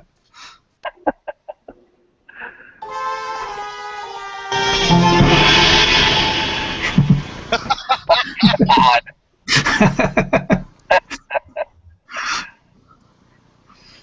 Yeah. But yeah, I've even heard some of Tom Leykis' stuff, and it's pretty entertaining if it's not totally serious. But yeah. Oh yeah, he's a great entertainer, but he's also a smart guy, and he has. I mean, I know his material delves mainly into PUA stuff, but I think he has some good you know, life lessons as well. Yeah. You know, even non-PUA guys. Yeah, I was watching a video today, a 3-hour video with Joe Rogan, and he had a feminist on there that's actually kind of she's a first, like maybe a first or second wave feminist from the 60s, and she's actually fighting against all this stuff that the feminists are doing now. and she's actually quite smart, and she has a site on YouTube called the Feminist Frequency or something, or logical feminist. No, logical feminist or something like that. Feminist logical or logical feminist or something like that. Yeah. Well, And since there's no such thing, I'll have to not believe that exists. yeah. That's an oxymoron. She was actually really cool. She talked with Rubin, the Rubin Report, and she did Joe Rogan before that. She talked with Joe Rogan for like 3 hours. Oh wait, no, you're talking about Christina Hoff Sommers, the factual feminist. Yeah, the factual feminist. Yeah. Okay. Yeah, she's where feminism should be, because she realizes how far the pendulum has swung into the favor of women, and she realizes, but she still says stupid shit. I had to leave a comment on the Rubin Report when she was talking, because in the first 5 minutes she said, yeah, when women earned the right to vote and blah blah blah, and I got on there and I was like, I'm really into euphemisms, and she said, when they earned the right to vote. First of all, they didn't earn anything. It was given to them free of charge, and men have to have stipulations put on us of voting. To vote, we have to actually sign for selective service and all this bullshit, or we can't go to college, we can't do anything, we can't get Social Security disability, we can't get anything unless we sign up for selective service. Women just can get it for free, so they didn't earn shit. And that's, I mean, well, in that, she's still in the end still a feminist, That issue, actually, I was reading a comment thread just yesterday or the day before, and that issue actually gets to me. Like, there's a lot of these guys who are like, hey, stop complaining and just take responsibility for your life. I mean, if you don't agree with the draft, then don't sign up. It's like, well, dude, it's not that simple. No. Like, if you don't sign up for the draft, you can't go to college. You can't get student loans. You can't, in many cases, you can't even get a driver's license. I mean, you can't vote. You can't get like welfare. You can't get like anything basically if you don't sign up for the draft. You have to. And it is a crime. It is a crime. Like, just because no one's been prosecuted for it for decades doesn't mean that they can't. No, they basically say you're not an American citizen if you don't apply for it. But women don't have to, and they're still American citizens. They can vote, they can get Social Security disability, they can get anything they want, and they don't have to actually do anything in society besides shit out a kid. Right. And that's the crux of the issue. They have a corner on the market for baby making. Yep. They have a corner on the market. Yeah. Well, I watched that new turd flinging monkey video that I thought was funny. When that's really all women have in society is they make babies. And he said that there was a woman. He actually pointed out that there was 2 women that actually got pregnant. Somebody raped some woman who was in a coma for 10 years, and she got pregnant and had a baby while she was in a coma. And then this other girl got in a car wreck or something, and she was in a coma and actually had a baby while she was in a coma after the car accident. And he's like, so we're supposed to think you're so special because you can do something that some other women can do as a coma, that's in a coma, so you have such an amazing thing in society, and it's not the truth, There's not a lot that men could do that they could do in a coma that people would think is great, I would say that I can't think of anything. Yeah. Those women will be heroes. Yeah. They're so strong. Yeah, they're so strong because they got pregnant because somebody raped them while they were in a coma for 10 years, Well, and that's part of the reason why when feminists give you that shit, I'm just like, you know what, just get the fuck out of here. Because, like I said, I grew up with a mom who, actually got out and did man work and didn't complain. The only thing she wanted was just the equal pay for doing it and the equal opportunity, which I couldn't argue with that because my mom could, half the time, she could work circles around my ass. And, I mean, I'm a pretty hard worker myself. But at the same time, my mom never, never played those idiot-ass cards of, well, I can have a kid, do-do-do-do-do. It's like, yeah, no shit, Mom, you had 4 of us. Yeah. I mean, it seems like it's a pretty simple thing to do. Yeah, some women think that that's a really big deal. Like, we can, and like I say, when I talk to them in classes, that's the stuff they bring up. You're like, what do women do in society that we should feel like is such a great thing? And they'll say, like, we can have kids. And I was like, yeah, so, and? Like, well, I would be quick to point out you yourself can't have kids. It takes exactly. 2 for that equation to work. Exactly. Well, that's what's funny. The research that we've done now, you can actually, men are the only one, because we have the X and Y chromosome. We're the only ones that can actually clone.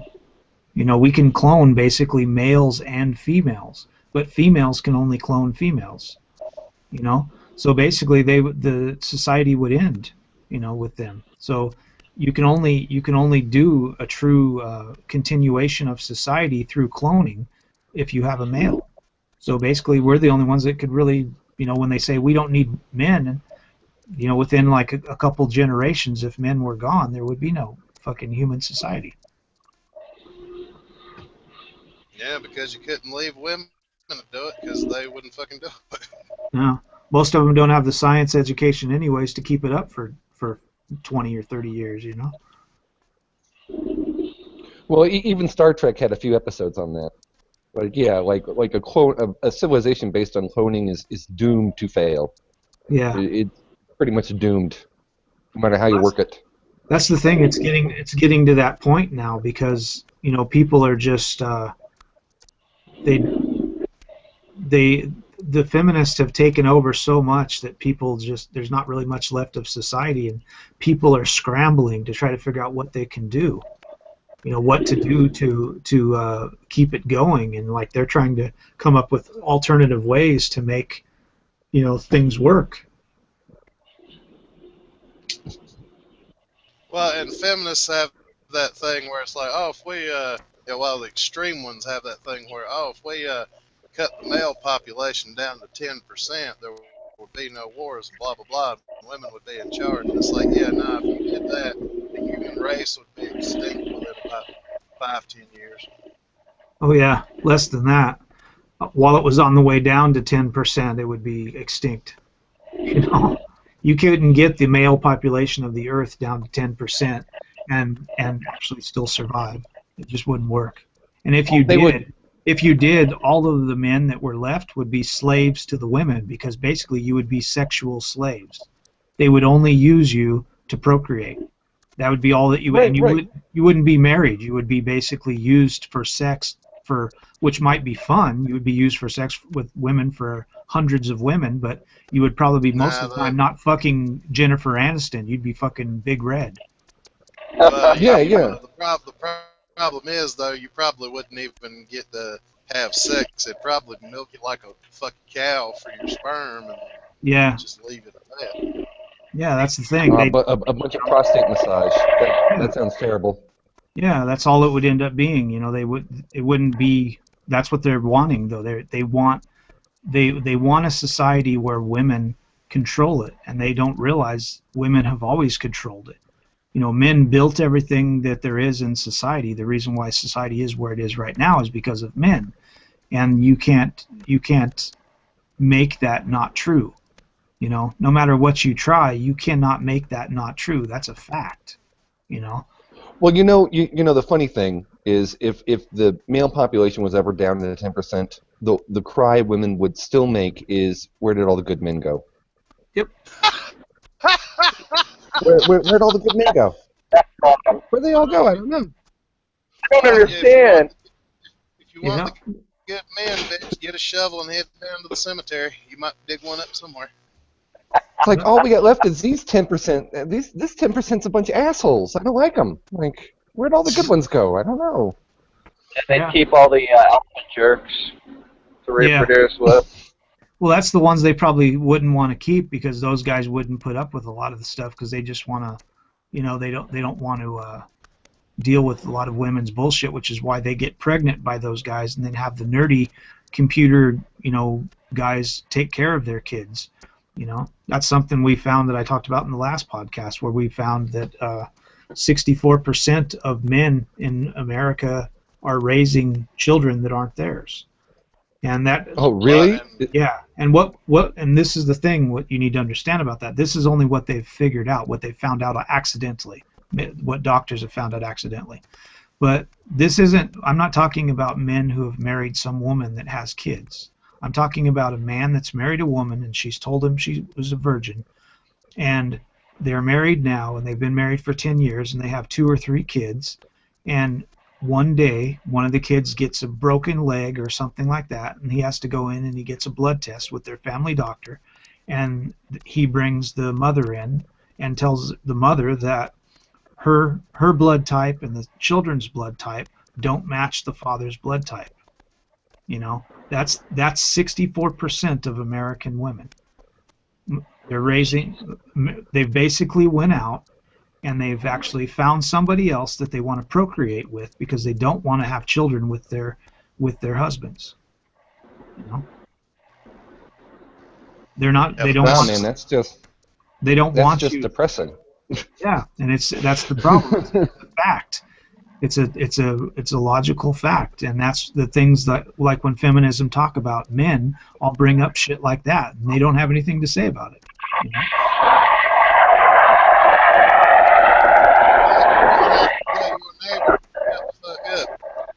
Oh my God! Can't hear you. Oh my God! I said your neighbors are getting too noisy. You're gonna have to go over there and knock on the door and tell them to shut their holes. Yeah, I can't do anything about it. That's the Coast Guard. Oh. Really, it sounded like Big Red. Yeah. Patriarch. Shut the fuck up. Yeah. Dude, that's just depressing. Like, I was talking to, I guess, another YouTuber a few months ago about that. Like, the more and more I talk to other men that aren't even, like, red pill men and aren't even, like, YouTubers, aren't even, like, men's rights activists or anything, just normal, average guys.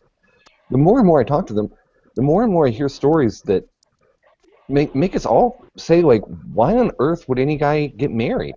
Like, why on earth would you put yourself in that situation? I know a dude who is so far into his blue pill, who's such a male feminist, that after the life-destroying, like, rape he went through in the divorce court, he's still doubling down on this feminist garbage. He's, like, defending his wife. It's like, dude, what the fuck? She took the house. She took everything. Like literally, she somehow convinced him to give it to her. Like, he was such a, beta blue pill, beaten down person that, he just gave her everything to make her happy. And I just don't he has no resentment towards her at all. And I'd be like, dude, what the hell's going on? Like, she didn't even give you a kid. Yeah. Like, you just gave her the house, you gave her the money. Like, I talk about it all the time. I talk about it in my classes. There's a saying by Voltaire that the easiest way to enslave people is to convince them that they're free, And that's the thing with a lot of these guys. They actually postulate and they think that they deserve it. Like, the only reason why she divorced me is because I was a bad guy, and she'll believe that she had the right. She had the right to do that, and that I owe her that. That she's owed that in society. That she owes me working my ass off to give her my house that I paid for, that I did all the work. Well, the problem is somehow they've convinced these guys that they owe women shit that they didn't earn. The only thing anybody owes to anybody is what they've earned. If I don't earn a paycheck at the end of the week, I'm not calling my company going, hey, you owe me for blah, blah, blah. It's like, no, I understand that if I didn't make enough money that week to get a paycheck, but just enough to pay for my truck payments and whatnot, then that's what I got. You know, I didn't get any money out of it because I didn't earn enough. You know, so it's like, you know, I only expect what I've earned. Yeah, that's the problem with a lot of these women. They talk about the pay gap, you know, and they don't ever talk about sometimes it comes out of their mouth and they don't look at the euphemism that they're talking about. They say women don't earn as much as men, and that's the point. You want to stop them right there. I stop them every time. I'm like, let's flesh out the word earn. What do you think that word earn means? Because what they do is they take all of the men in society and all of the women in society, and they look at their total earnings, and then they say women make about 76% of what a man makes. You know, and it's like, the problem is men work more hours, men do the most of the work, men work in the higher skilled, higher labor, higher chances of being killed jobs. Women tend to take time off of work, blah blah blah, you know, all these kind of things. You point all these factual things out, and then when you flesh out all the real logical stuff, you find out that there might be a 1 or 2 cent gap between male and female, you know, wages.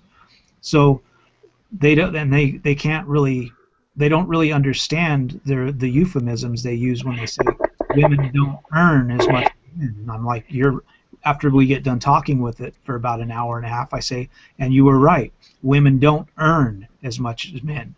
Men have to work their ass off to get what they got, and women expect to get it for free. Like the vote and everything, you know. They want it for free. They feel they are entitled to it. Just because I have a pussy, I may not work as much as the guy that sits next to me. Maybe he works 7 days a week and he works 14 hours a day, and I only work 8 hours a day, but I should make the same amount of money because I do the same job he does. And they don't understand that word earn. You know? Well, and if he's sitting there at his desk, you know, actually working, churning out like 3 times the amount of work that you're churning out, because you're sitting there filing your fucking nails, or chatting with your girlfriends on the telephone, or going out for smoke breaks with the other women, but he's still sitting there just doing his work, then yeah, of course he earned more than you did because he was working while you were fucking off. And that's the thing, they can't see that. They think that they should still get the same amount of money even if they don't do as much work. You know? And they can't see the fallacy in that logic. Well, that's part of the reason why women will not, you know, most of the time become truck drivers. There are some, but not many. But that's part of the reasons why they won't do it, is because in order to make the money, you have to put in the miles. You can't just dick around all the time. Yep, you got to drive, you know. Yep, you got to turn them wheels to make that cash. I just don't like the idea of a bunch of women driving trucks. I just don't like that idea. It seems like a recipe for disaster. Yeah. It really well, does. There's not that many of them that do it. So. Yeah, well, less than like 5% of truck drivers are women. Yeah. And so actually, Nawalt. Well, the trucking industry is actually kind of hurting for people to be driving trucks right now. So that's why you're going to find more women doing it, and then you're going to get more truck driving accidents and more people dying from falling asleep at the wheel, and you're going to start seeing truck accidents go up because, first of all, what they're going to end up doing is they're going to get men, and they're going to make incentives for men to go into truck driving that aren't really good drivers, and they're going to end up driving big trucks and getting in accidents. And then you're going to get women doing it that aren't good drivers either, that really don't want to do it, that won't make any money, and they'll do the same shit. They'll fall asleep at the wheel, or they'll run into people, and they're just going to, you know, destroy the whole industry. Well, it'll all be automated soon enough, anyways. Yeah. I kind of doubt that, because you're still going to have somebody sitting in the truck regardless. Yeah. Well, you got like the Google that Google drone bullshit now. I don't think it'll be very long before, if they keep doing that and they keep having a hard time finding people, what they're going to end up doing is training stuff around. They'll train it all over all over the country, and then when it gets to the certain town, they'll put it onto they'll take it off the train and like put it onto a Google thing, and the Google drone will bring it to your home or to your place of business, and they'll be able to get rid of all of the bullshit. Trains can only do so much, though. That's the problem, because that's the whole reason why the trucking industry even exists, is because some of the things, they got to have it sooner than the trains can actually get it there, so that's why there's still trucks. Yeah, but it won't work if they don't have anybody to drive the shit. When they have like 5 times as much stuff to deliver as they do drivers, that's where you're going to get into a problem, because you're going to have people trying to hire people to drive trucks that aren't qualified, just because they need people to move freight. And that's when you're going to get into trouble. You're going to start having problems with that. I could easily see a company like Uber, their automated cars, jumping over to do industrial shipping. Yeah. Yep.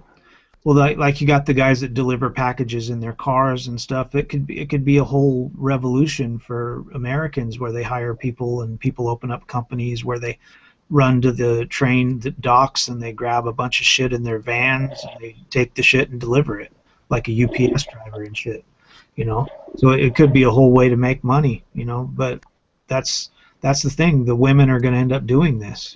Women and people who are greedy, because like I talked about it in the last thing. These police officers that keep giving these guys tickets and getting these guys to lose their driver's license are the ones that are causing these issues. They're more worried about money than they are about getting shit through the over the road trucking. So by them actually hunting truck drivers, trying to get as much money as they can out of the truck driver and the company, and him losing his license is what's causing that issue. The only reason why I didn't drive truck is because I lost my license because of points violations. And that's the whole thing. There's so many men that go in and spend so much money to get a truck driving license, and they don't even last a year. And they don't last a year not because they're not good drivers or because they like the job.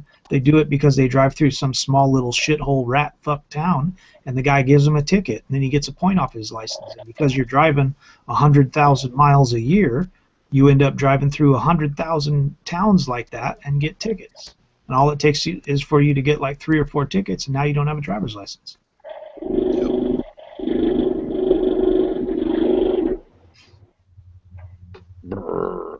What are they building over there anyway? They're building patriarchy. Yeah. Yeah, there you go. God bless the patriarchy. I was not able to invite Vern, and my little invite thingy isn't working. So. Well, you could always copy paste the link to him. Yeah. Yeah, you could go to the top of this link and paste this link. Oh yeah. That's what worked for me. Yeah. Yep. Simple as that. Well, but the funny thing about it though is that like pretty soon I'm probably going to start getting paid more and more. If they can't get any new drivers in, they're probably going to be paying guys like me who are really good at what we do and who've been in this industry for like 10 plus years. We're probably going to be making mad cash. So they're probably going to be working the hell out of us, but we're probably going to be making like all kinds of money just because they don't have enough people to do the job. Well, what's really cool, like when I was working for Warner, what they're going to end up doing is they're going to pay you a shit ton of money to do your loads, and they're going to start charging other people more money to deliver shit, but they're also going to give you an extra amount of money because you're going to be a trainer. And you're going to be training guys, and they're going to try to, because you've been driving long enough to where you haven't got your tickets, you haven't lost your license yet, so they want you to train other people to do that so they can keep drivers. So they're going to end up paying you that extra amount of money because you usually get half of the student's wages. So if he drives 10 miles, you get 5 of his miles. So you're getting paid his fucking money too to train him. And if you're a trainer, plus you're delivering goods, you might end up making a fuck ton of money. Yep. If there's not enough people to do the job, they're going to be paying everybody who is here more to do it. Yep. Yeah. They might even change the laws to where guys can drive longer hours. Because like they tried to make those laws to where you guys can't drive as long because, you know, they think it's unsafe. But there's truck drivers like me who could drive 24 hours if I had to. You know, so that they may end up changing those laws just because they know that the trucking industry needs more people to drive longer hours, and they may actually not really force you, but if they change those laws, you won't have any of that shit backing you up anymore, and companies will start running you guys ragged.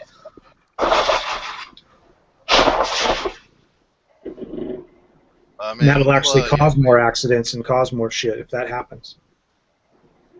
Well, they already, the government's, though, the problem with that is the government still, you know, for some reason, they keep trying to stick their fingers in where it don't belong and trying to fuck shit up for everybody, and it's like, yeah, nah, sooner or later they're going to have to quit doing that. Yeah, they're taking the advice from feminists. Same thing feminists do.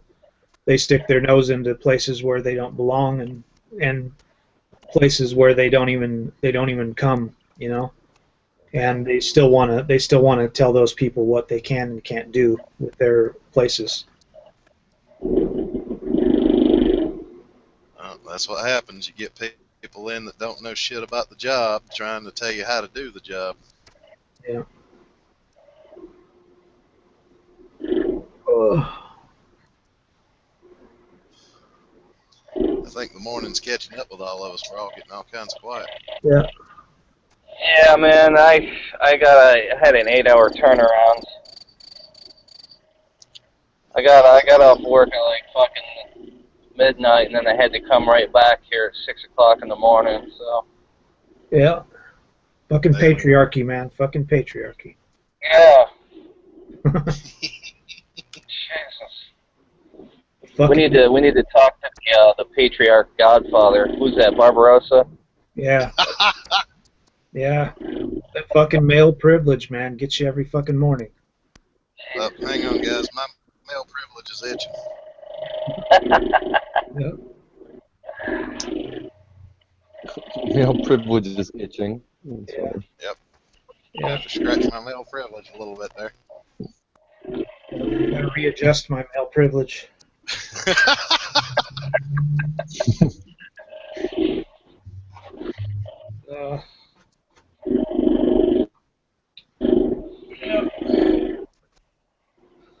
Yeah, women. Yeah, women don't seem to understand what they're doing to society. Like I say, I think it's not in a woman's mental capacity to like turn around and look at all the things that they've destroyed in society. They really have no concept of what they're doing, and you can point out everything that they have, all the laws that they've put in place, everything that's basically stacking the deck in their favor, and how much power they have in society, and they'll still point out things that they think are wrong, and then when you say, well, what about the men's problems, they'll say, fuck men, you know. And then they talk about equality. Our problems, they'll say they want equality. Like, well, if you want equality, what about that? Our problems are way worse because they happen to us, no matter how minor or stupid they are. Yeah, it's like, what? How can you not see the amazing amount of legal status that you have? The agency that women have in society is just so crazy right now, you know, and it's been that way for years. You know, women have the possibility now to destroy any man's life that she wants to, you know, and a man has never had that control over a woman. The only way a man could destroy a woman's life is by killing her. That it's never been possible for a man to destroy a woman's life ever. But a woman, for like the last 15, 20 years, with the laws that have came about, she's been able to fucking wreck his life. Well, yeah, I mean, you know, if you, and that's, you know, that story you told about, you know, that M was telling about that guy who, the woman practically financially raped his ass, and he's still acting like, oh, well, she deserved it for, and it's like, why? What did she do? He fell in love with the boot that stamps him in the face. No, what it is What did she do? Suck your dick one Sunday morning, and that's why you owe her everything you've ever worked for? What's the deal there? Oh man, and if I told you some of the stuff he says that I know the truth about, like I can see it, what she was doing, what was actually going on. If I told you just some of the nightmare he went through, yeah, I don't even have the heart to break it to him. I don't even have the heart. It's like, dude, you know that guy, that roommate, you know why he paid you his share of the rent like a dick? Because he was a dick and he was also screwing your wife. Like, it's like that's a guy would only pull that kind of dick move, living in your home, right? While you were away at work. Yeah, what was he doing while you were away at work? Think about it. Yeah, you know, it's like, oh, did she have a friend who needed a place to stay? Yeah, dude, wake up. It's like he wanted to stay in your wife's pussy. Yeah, he was monkey branching right in front of him. Right in front of him. Oh, dude. That's sick. And the fact that he didn't catch on to it only made her feel better and despise him more. I've seen it too many times. Like remember Manny? Remember my video, Manny the Male Feminist? That's kind of the crap. I don't think I saw it. Oh well, it's the one that has the meme on it. Goes out with the girl, sucks 36 dicks. Like yeah. This is the kind of shit they do. I've seen it too many times. It's like they once they realize they got you hooked, once they realize that they got your ego stroked, that they got you sort of figured out, that they can sort of just put you in a sort of haze and be like, oh, you're like, once a woman starts kissing your ass and stroking your ego, that's when she's fucking you. Once she starts, you know, making you feel good about yourself, oh man, that's when she's fucking someone else behind your back. Because Manny's girlfriend was pulling the same shit. I was like, Manny, is there a guy with muscles that sort of comes around every once in a while? And he goes, yeah. And he goes, that guy's fucking your girlfriend. Like, yep.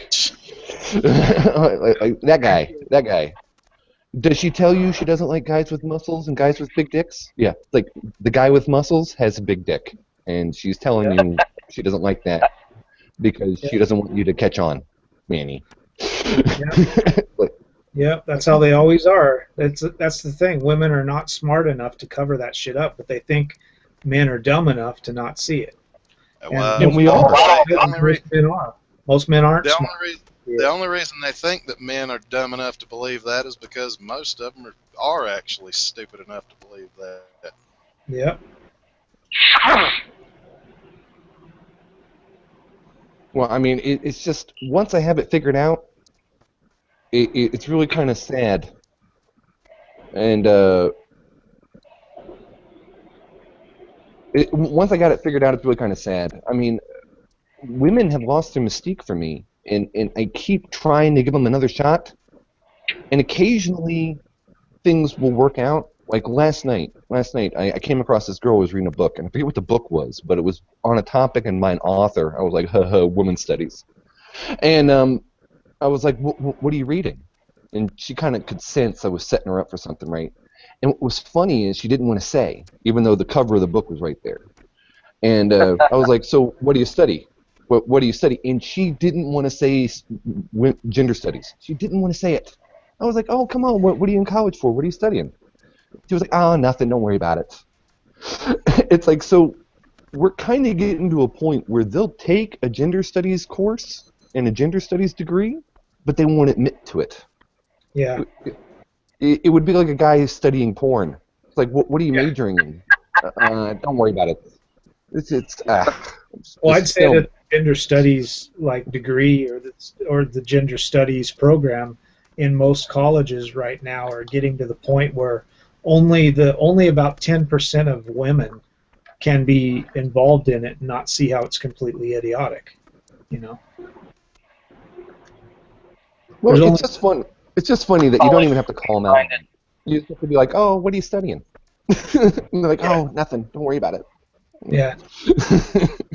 Yeah, it's just something that says you're the horrible person in the world, and you know, men have fucked everybody's life up, and women are all victims. That's all. Well, and I think they're starting to figure out that gender studies is a useless degree, because if she's not willing to admit that that's what she's doing, because she knows the second she says, I'm taking gender studies, it's like, okay, so basically you're learning how to bitch about that there's not enough women in STEM fields when you could have been majoring in, oh, I don't know, STEM fields, marine biology or rocket science or something. It's like, well, basically she's admitting by taking gender studies that she's not smart enough to do those things, but she's dumb enough to take a class to teach her how to bitch about it. Yep. Women really need to take a college course on weird science for men. That's a double gong. Yeah. Yeah. Yeah, women need to learn, man. They just fucking the way they think about life, they just, and that's the thing, is they really believe the way they think is logical. So when you bring these things up to them, they can't see how what they're saying is so wrong. It's perfectly logical to them. The only women I've known in biology, because it's honestly the only field I mean, I maybe know some people in physics, but they're all men. Yeah. The only women I know in biology. That fucking the only women I know in biology are either they're a couple, like either their boyfriends in biology too. Yep. Or and this, I'm serious about this, or women who I suspect are only in it for the money.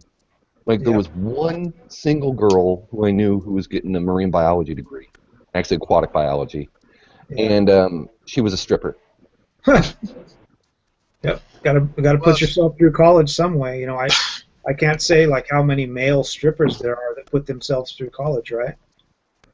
Yeah, and let's take a moment to appreciate the fact that out of men and women are the only ones that can suck a dick to pay their tuition. Exactly.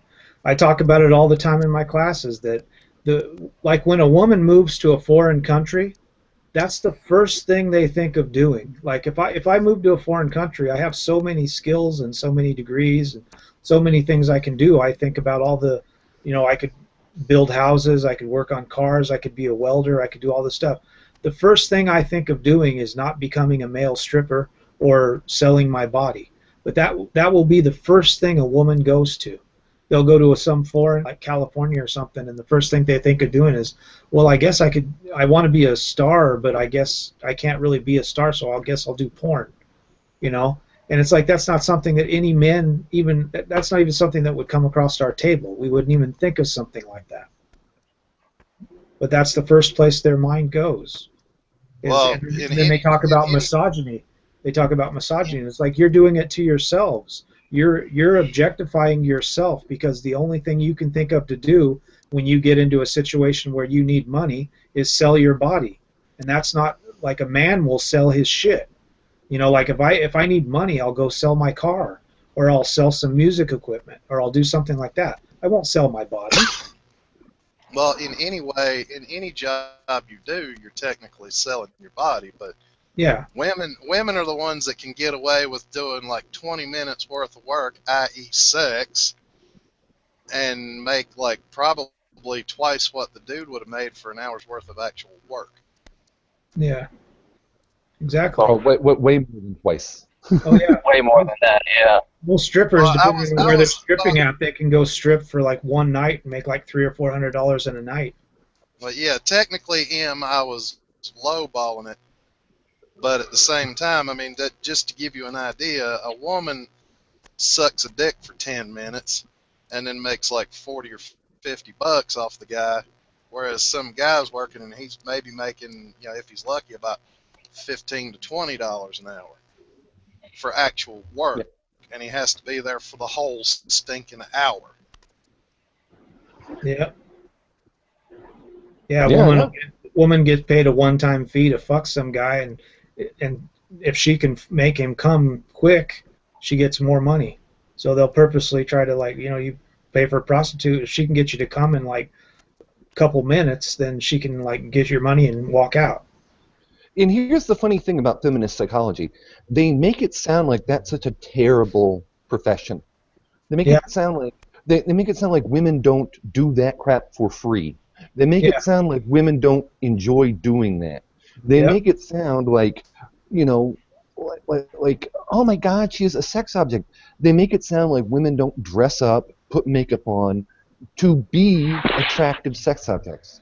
They make it sound like, yeah, I knew a girl who loved it. She would wake up and blow me. And yeah, I can't imagine a world in which she would be like, oh, are you going to pay me money on top of doing the thing I like doing? Yeah. No woman in her right mind would be like, oh yeah, no, keep your $60 bucks. No woman would be like, oh no, you're gonna pay me to do that thing I like doing? Okay. Yeah, they make it sound like it's such reverse psychology. It's such almost expert manipulation that it is gone into the realm of stupid. Like, if you just stand back and look at it, it's like, do they honestly believe we're going to buy this bullshit anymore? Do they honestly think we're going to buy it anymore? Well, it's like I was talking about with the male feminists, basically the crazy MGTOW, the MGTOW monks. You know, they've basically fleshed out an idea so much that now they've gone into thinking about things that really they don't exist. You know.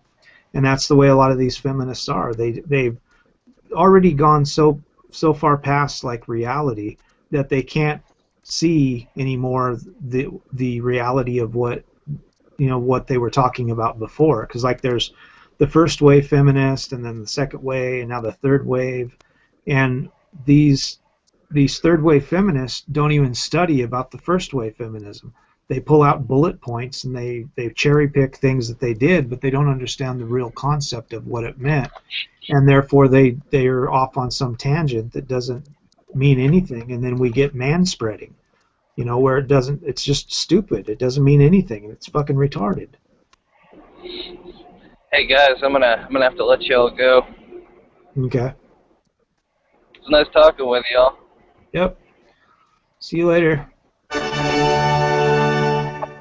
Have a good one. Bye. Yep. Bye. Bye, Mike. Mike actually does some pretty good videos. Yeah. Yeah, I've watched a few of his videos. He needs more subs. Yeah, a lot of us do, you know. It's like I'm almost to 1,310 right now. And I've got that within the last like 7 months.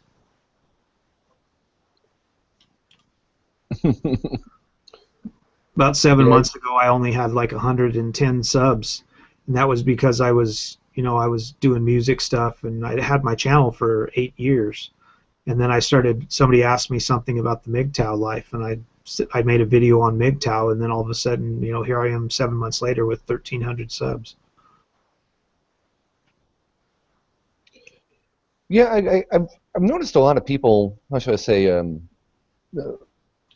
MGTOW is not a topic that'll get you a lot of subs.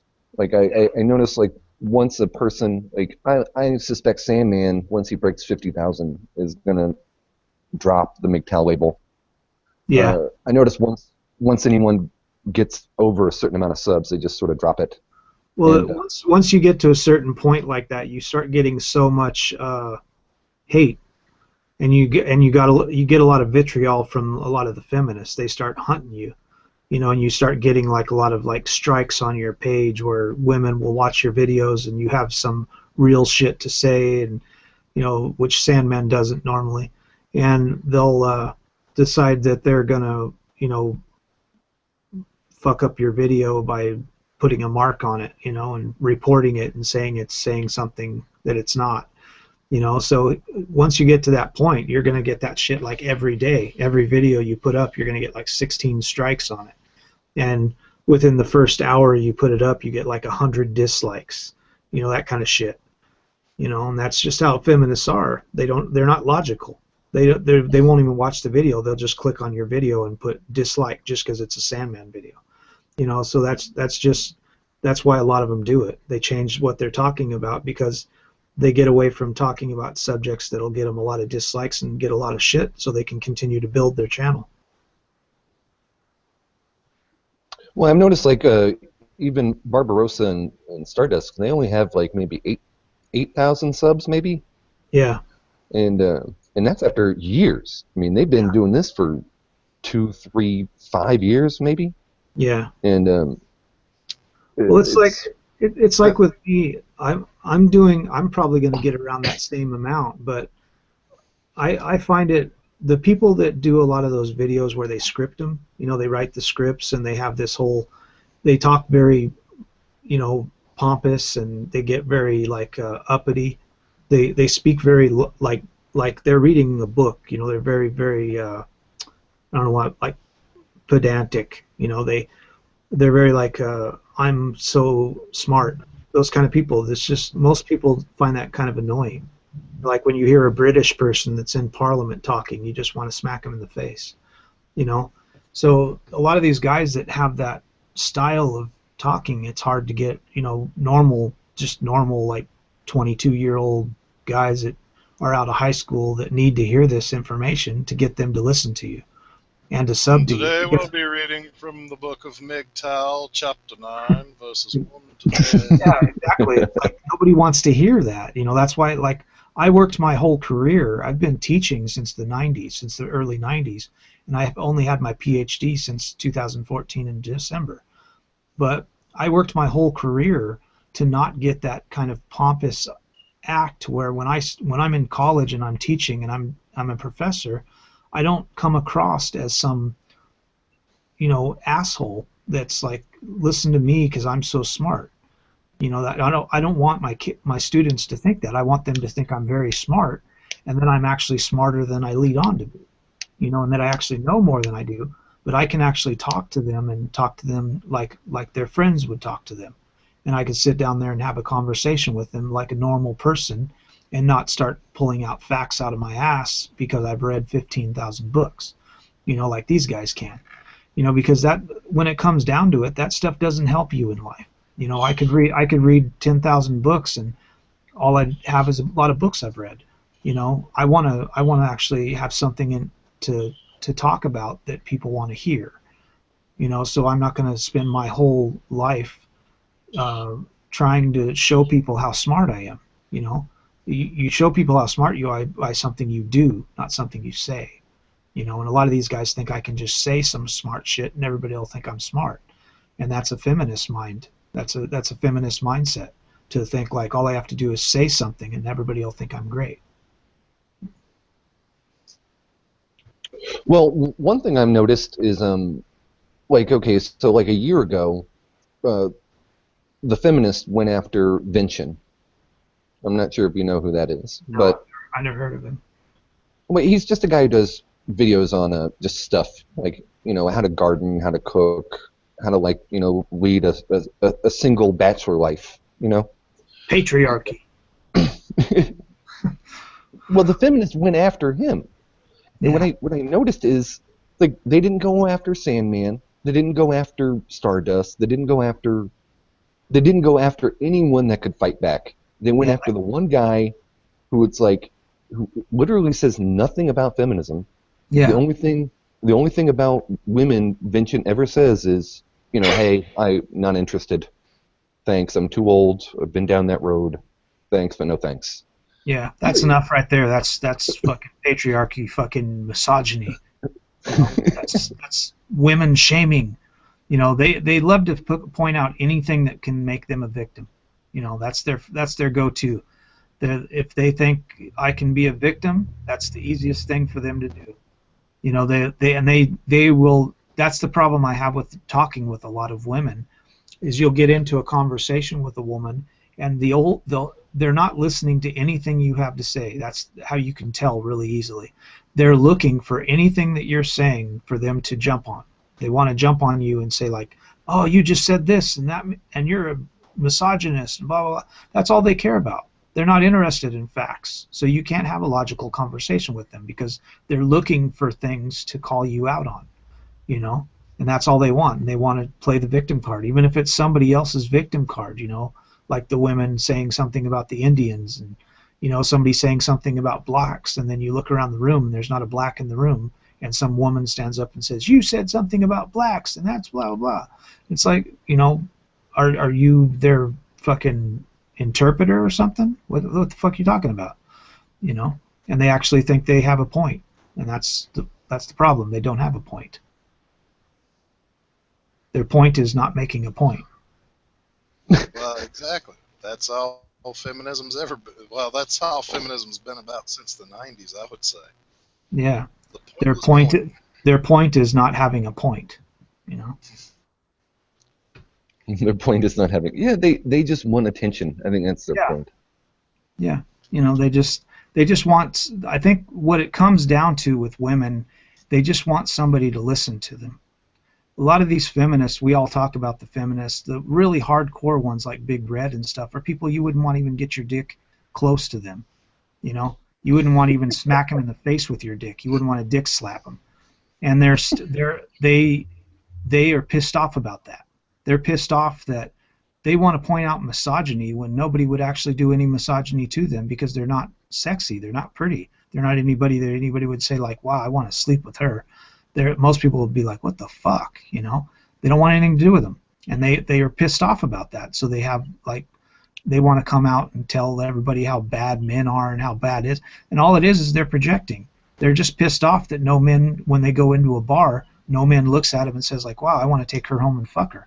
She'll talk to some guy, or some guy will talk to her, and she'll smart off to him, and they just kind of walk off and go, man, what a bitch, you know? And these are the kind of women you're climbing a tree to get away from. Oh, men are rapists. It's like, yeah, shoot, get out of here, lady, before I start throwing Twinkies at you. Yeah, you know, that's the thing. And then they say it's all men's fault. It's like, no, it's your fault. If you weren't such a bitch and you didn't talk that way, men might want to have something to do with you. And they might want to treat you like a human. But because you're like, all men are evil, we should kill all men, we're getting what we got, you know? Yeah, pretty much. Yeah, well, I'm just waiting for it to slowly, how should I say, catch on. It seems obvious to me. Well, like I was talking to a taxi driver a few weeks ago. Yeah, it seems obvious to me that marriage is on the outs. That no sane man will get married anymore. Yeah. Right? And then two, it seems that people are catching on to, well, one, feminism is garbage, and then three, people are catching on to the fact that, you know, maybe it's female nature, maybe. Yep. You know, sure. There's that 5% y'all were talking about earlier. Sure, there's the Nawalt. Yeah. Right? But they're so small and so random and, you know, hidden amongst the weeds. Yeah. That they dare not speak up, and that they'll go along with the other 95% just because they can't even get out of the weeds either, because there's so much. They're actually scared. A lot of them that are actually like men and like those things and like STEM fields and stuff, they're made to feel bad for that, and they're afraid to come out and say, like in colleges, if you come out and say like, I don't believe that, I don't think it's true or something like that, and you're a woman, they'll literally almost beat your ass up. They're like, you're a male apologist and all this kind of bullshit, you know. A male apologist. Not bothering to realize that, you know, the reason why a lot of women stick up for guys in the first place is because, well, you know, we're actually doing shit. You know, we're not asking for handouts. We're just fucking doing it. I've said so many times to girls in my class when they start telling me about how great women are and blah blah blah, I'll just tell them, tell me one thing that a woman has made in society. Tell me just one thing, you know. Tell me the building that a woman has made. Tell me the bridge. Tell me the city. Tell me the thing that she's made in society that we can look at and say a woman made that. You know. Cue the crickets. Exactly. They just. Yeah, because you're like You're just like, sit. Go ahead and cue the crickets. It's like Bueller, Bueller. Yeah. Yeah, no, it's true. I've shut down a woman like that too. I've said, name one thing, name one woman who's done something for society. Yeah. Damn, it shuts them down immediately. Like the only thing that I have ever pointed out that I've ever found out about that I still talk about is the woman who made Kevlar. You know, there was a woman that worked for 20 years and made Kevlar back in the 60s. But the problem is like I always talk about, nothing that a woman has ever made in life, in our society, has ever been made without men. Because even though she made Kevlar, all the machines that she used to make Kevlar with were made by men. And if she wouldn't have had those machines, she couldn't have made Kevlar, because she didn't have the knowledge and the skill to build the machines that built the Kevlar. You know? So that's what I'm saying. A lot of women are like, well, women can do this and women can do that. And then when you flesh out the actuality, everything that they're talking about was started by men. You know? Women can do this, women can do that, but yeah, women can if men help them out first. Men can set them on the path and then they can build something, but women can't do it on their own, and that's something they hate. They can't stand when a man tells a woman that you can't do something on your own, and it's just a fact. You can't. Women can't do something on their own. They have to be helped. They have to be started out. Like I was talking about earlier when I first started this podcast about books. When you look at movies that women have wrote, most of the stories that women tell are very childlike, and they also they kind of rehash things. They look at like stories that have been told through time and stories that other people have told, and they just build on that story. When a man thinks of a story, they come up with something totally new, and they come up with really, really crazy stories. You like Fantasia and all these crazy things where it's really neat, in-depth stories where they flesh out so many characters, and you almost have to watch the movie like 6 or 7 times to see everything because there's just so much there. And when you watch a woman's movie, it's usually geared towards like 10-year-old kids, and it's just very fantastical, and it's like watching Peter Pan or something. You know, it's not really something that a grown-up is going to want to watch more than once with their kids, you know. Well, now, to be fair to, we were talking about J.K. Rowling the other day. To be fair, that story did have a lot of childlike elements to it, but she at least put the effort into it to throw in, like, stuff, like, early in the books where it came into play later and had a major impact on the story. And I was kind of impressed by that. Well, I think probably she had a lot of male writers that she doesn't give credit to. I would imagine that she fleshed out some stuff and then sent it to some people to check, and they said, well, you should put this in, and this would be better, and this would be better received, and all that stuff. And she changed some stuff, you know. That's usually what ends up happening. Yeah. They usually don't write the story and send it in, and the people just publish it. They send it back to her, and they have a revised stuff, you know. So a lot of that stuff has other people telling her what to write. You know, that's the way books are when you write books. It's a possibility. Well, my favorite thing to point out is, because I actually thought about this and it was serious, things that women invented. Now, bear with me here. Okay, so there was that British spy who came up with signal hopping. Yeah. She came up with that. And then there was the CIA female who came up with the cell phone. Now, the joke is, of course, women would invent things that enabled them to gossip better. Yep. But those are two serious inventions that, now women can gossip in secret, and now they can gossip mobile, moving around. But those are two things that I can think of. And then everyone wants to bring up Marie Curie, but everyone forgets that she had a husband who did the exact same stuff. Yeah, that's the problem.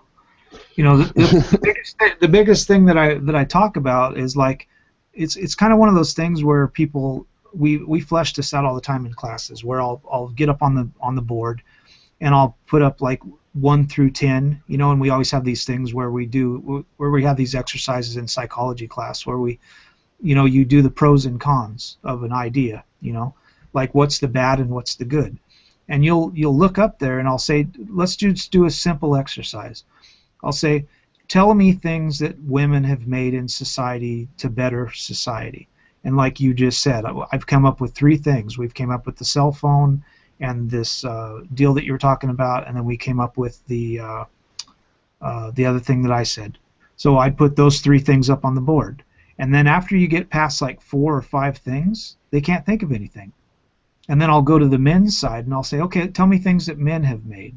You know, and they'll say like the Brooklyn Bridge and, you know, the White House, and like it could go on for like, I'll just keep having them name shit off, and I'll have like 25 things up on the board that men have created, that you know men have created.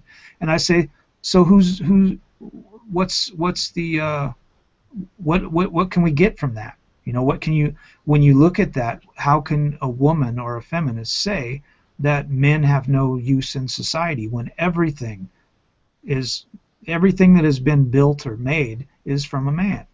You know, you can't look at the overwhelming majority of what's been built and say women have the same capacity to do that, because they don't. Most women just don't want to do it. They want to stay home. They want to have kids. They would rather live off of a man and use him as an ATM machine. That's their whole existence in society. They really just want to do that. You talk to most women and you find out that 60% of women would rather work part-time or not at all, you know, and take care of their kids. They'd rather stay home. There's only about 20% of the population of women that say they want to go out and they want to work and they want to carry their own weight. You know, so 60% of the population doesn't, and then there's like another 20% that say they don't want to work at all, you know. So that means a huge portion of the population doesn't want to fucking really work. They want to stay home and take care of kids. And that's just a fact that those 20% of feminists are trying to fight against. They're speaking for the majority, but the majority doesn't want what they want. Yeah, it's the minority speaking for the majority, which seems to be the way our respective countries seem to work constantly. Yeah, it's sad to see. You got this noisy ass minority that wants to speak for everybody else, and it's like, no, asshole, you don't speak for me. Yeah, I don't want anything to do with you. Yeah. I can speak for myself just fine, thanks. Yep. Don't need you to speak for me, darling. Thank you very much. You misogynist, you called her darling.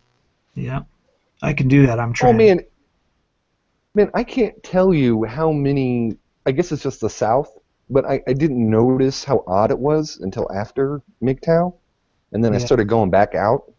But the number of women who say sweetheart and darling to me, or hun, maybe it's just the South, I don't know. But it's like, every time I look at them now, every time they do it, I look back at them now and give them a weird look and I go, okay, honey. Like, this is weird. Like, what? If you say it, you're misogynist. If they say it, they're just being nice or something, you know. There's only misogyny and fucking that kind of shit only works one way. You know, that's the thing. It's they always talk about equality, but feminism is the farthest thing from equality. I always talk about that in my class, where feminism is just like equal, like privilege, basically gender privilege masquerading as equality, you know. Well, I've told a lot of people this before, that feminism is the furthest thing from equality that you could possibly find. Yeah, they don't want equality, because if you look at everything they're trying to do, you can point it out. I can get on my board in my classes and just write it all out and show them how everything they're fighting for is trying to get it to be so far from equal in their favor that it's a crime. And they'll still say, like, yeah, but this and yeah, but that, and they'll act like all the stuff you just pointed out isn't a problem, you know. And but they do that. I call that the because but, and they're fucking pointing out shit that it's like, no, that shit don't count. Well, I shut them down when they do that as well, because I go yabba dabba doo.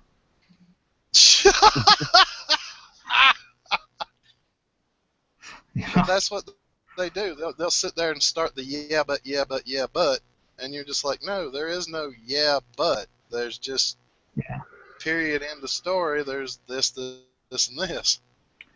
Yeah, it's and they really they can't stand that shit.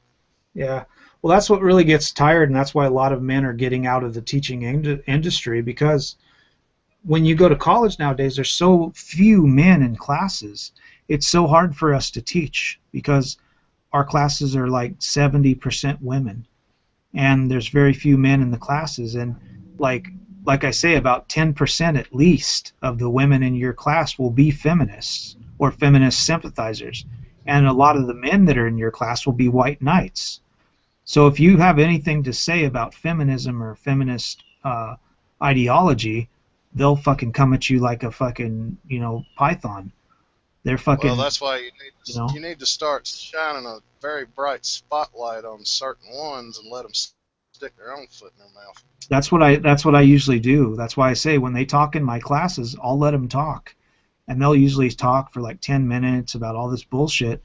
And the cool thing about feminism is they got bullet points, and once they get past those bullet points and they start to have to flesh it out, just like I talk about with women with books and stuff, they really have nowhere to go. They get into really murky waters where they're just kind of treading water and they just don't know what to talk about, and they really just get to a point where they have nothing they can really say. And when they get into that point, that's when they start to look stupid. And all you have to do is let them talk. Let them continue to talk. And then every once in a while you pull in facts, like where they talk about like the male privilege and all this bullshit. You throw out the facts of what's the reality, and then you let them go for a little bit longer. And you just kind of keep giving them the facts, and the class will get facts from what you're talking about, and then they kind of see where what she's saying is complete fucking retardation. And then everybody that's thinking about saying the same shit that she's thinking and nodding their head like Amos and Andy start to realize that everybody in the class thinks it's stupid too.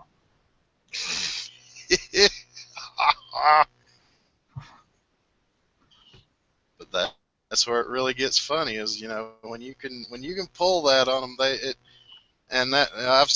I've used the terminology before, but it's almost like it breaks their brain. Yep. Like they just hit this wall where they have talked themselves into a corner that they really can't fucking get out of. Yeah, there's very few feminists that I talk to in classes that can actually. They're not all Anita Sarkeesians and Big Red and stuff. They're not all people like that. They're people that have read books and read stories, but really don't have the mental capacity to sit and argue with anybody. The way a woman argues is the same way she would argue with a boyfriend. And when you're talking about arguing with somebody that's scholarly, you really have to have more than you're a poo-poo head. And that's all they really have. They can't logically argue a conversation that makes sense. And if you can get them into a point where they make themselves look like an idiot, you can get away with not having to say that they're an idiot, because everybody else in the class will just know it intuitively. So that's why I love to just everybody let else them has talk. already seen it. Yeah, I love to just let them talk. And the other people that might think their idea is good, they will actually, the longer that person talks, they will start to question their own ideas and their own ideologies, and start to think maybe what that person is talking about and what I'm talking about is kind of stupid, because the teacher is kind of pointing out what is wrong with how I'm thinking, and they're making her look stupid, and she looks stupid anyways, and I thought that what she was saying was true, but now that I think about it, it's kind of stupid. So it's a good thing to do in classes, is just to let them go off and let them talk, and the longer they talk, the stupider they sound. Yeah, and they don't even realize it either. Well, they don't. Well, I should say they don't realize it until they're actually forced to listen to what they are saying themselves in front of a whole group of people, and then they realize, wow, that's really stupid. Yeah. See ya, M. Well, thanks for having me Thanks for having me on. Yeah, not a problem. I do these every Saturday, so. Yeah, I guess All right, well, it's time for everybody to bail out and get their day moving.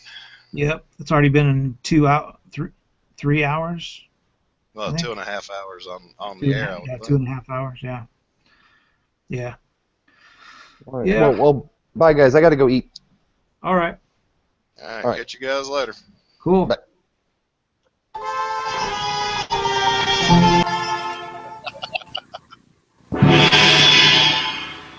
Yeah, call that good.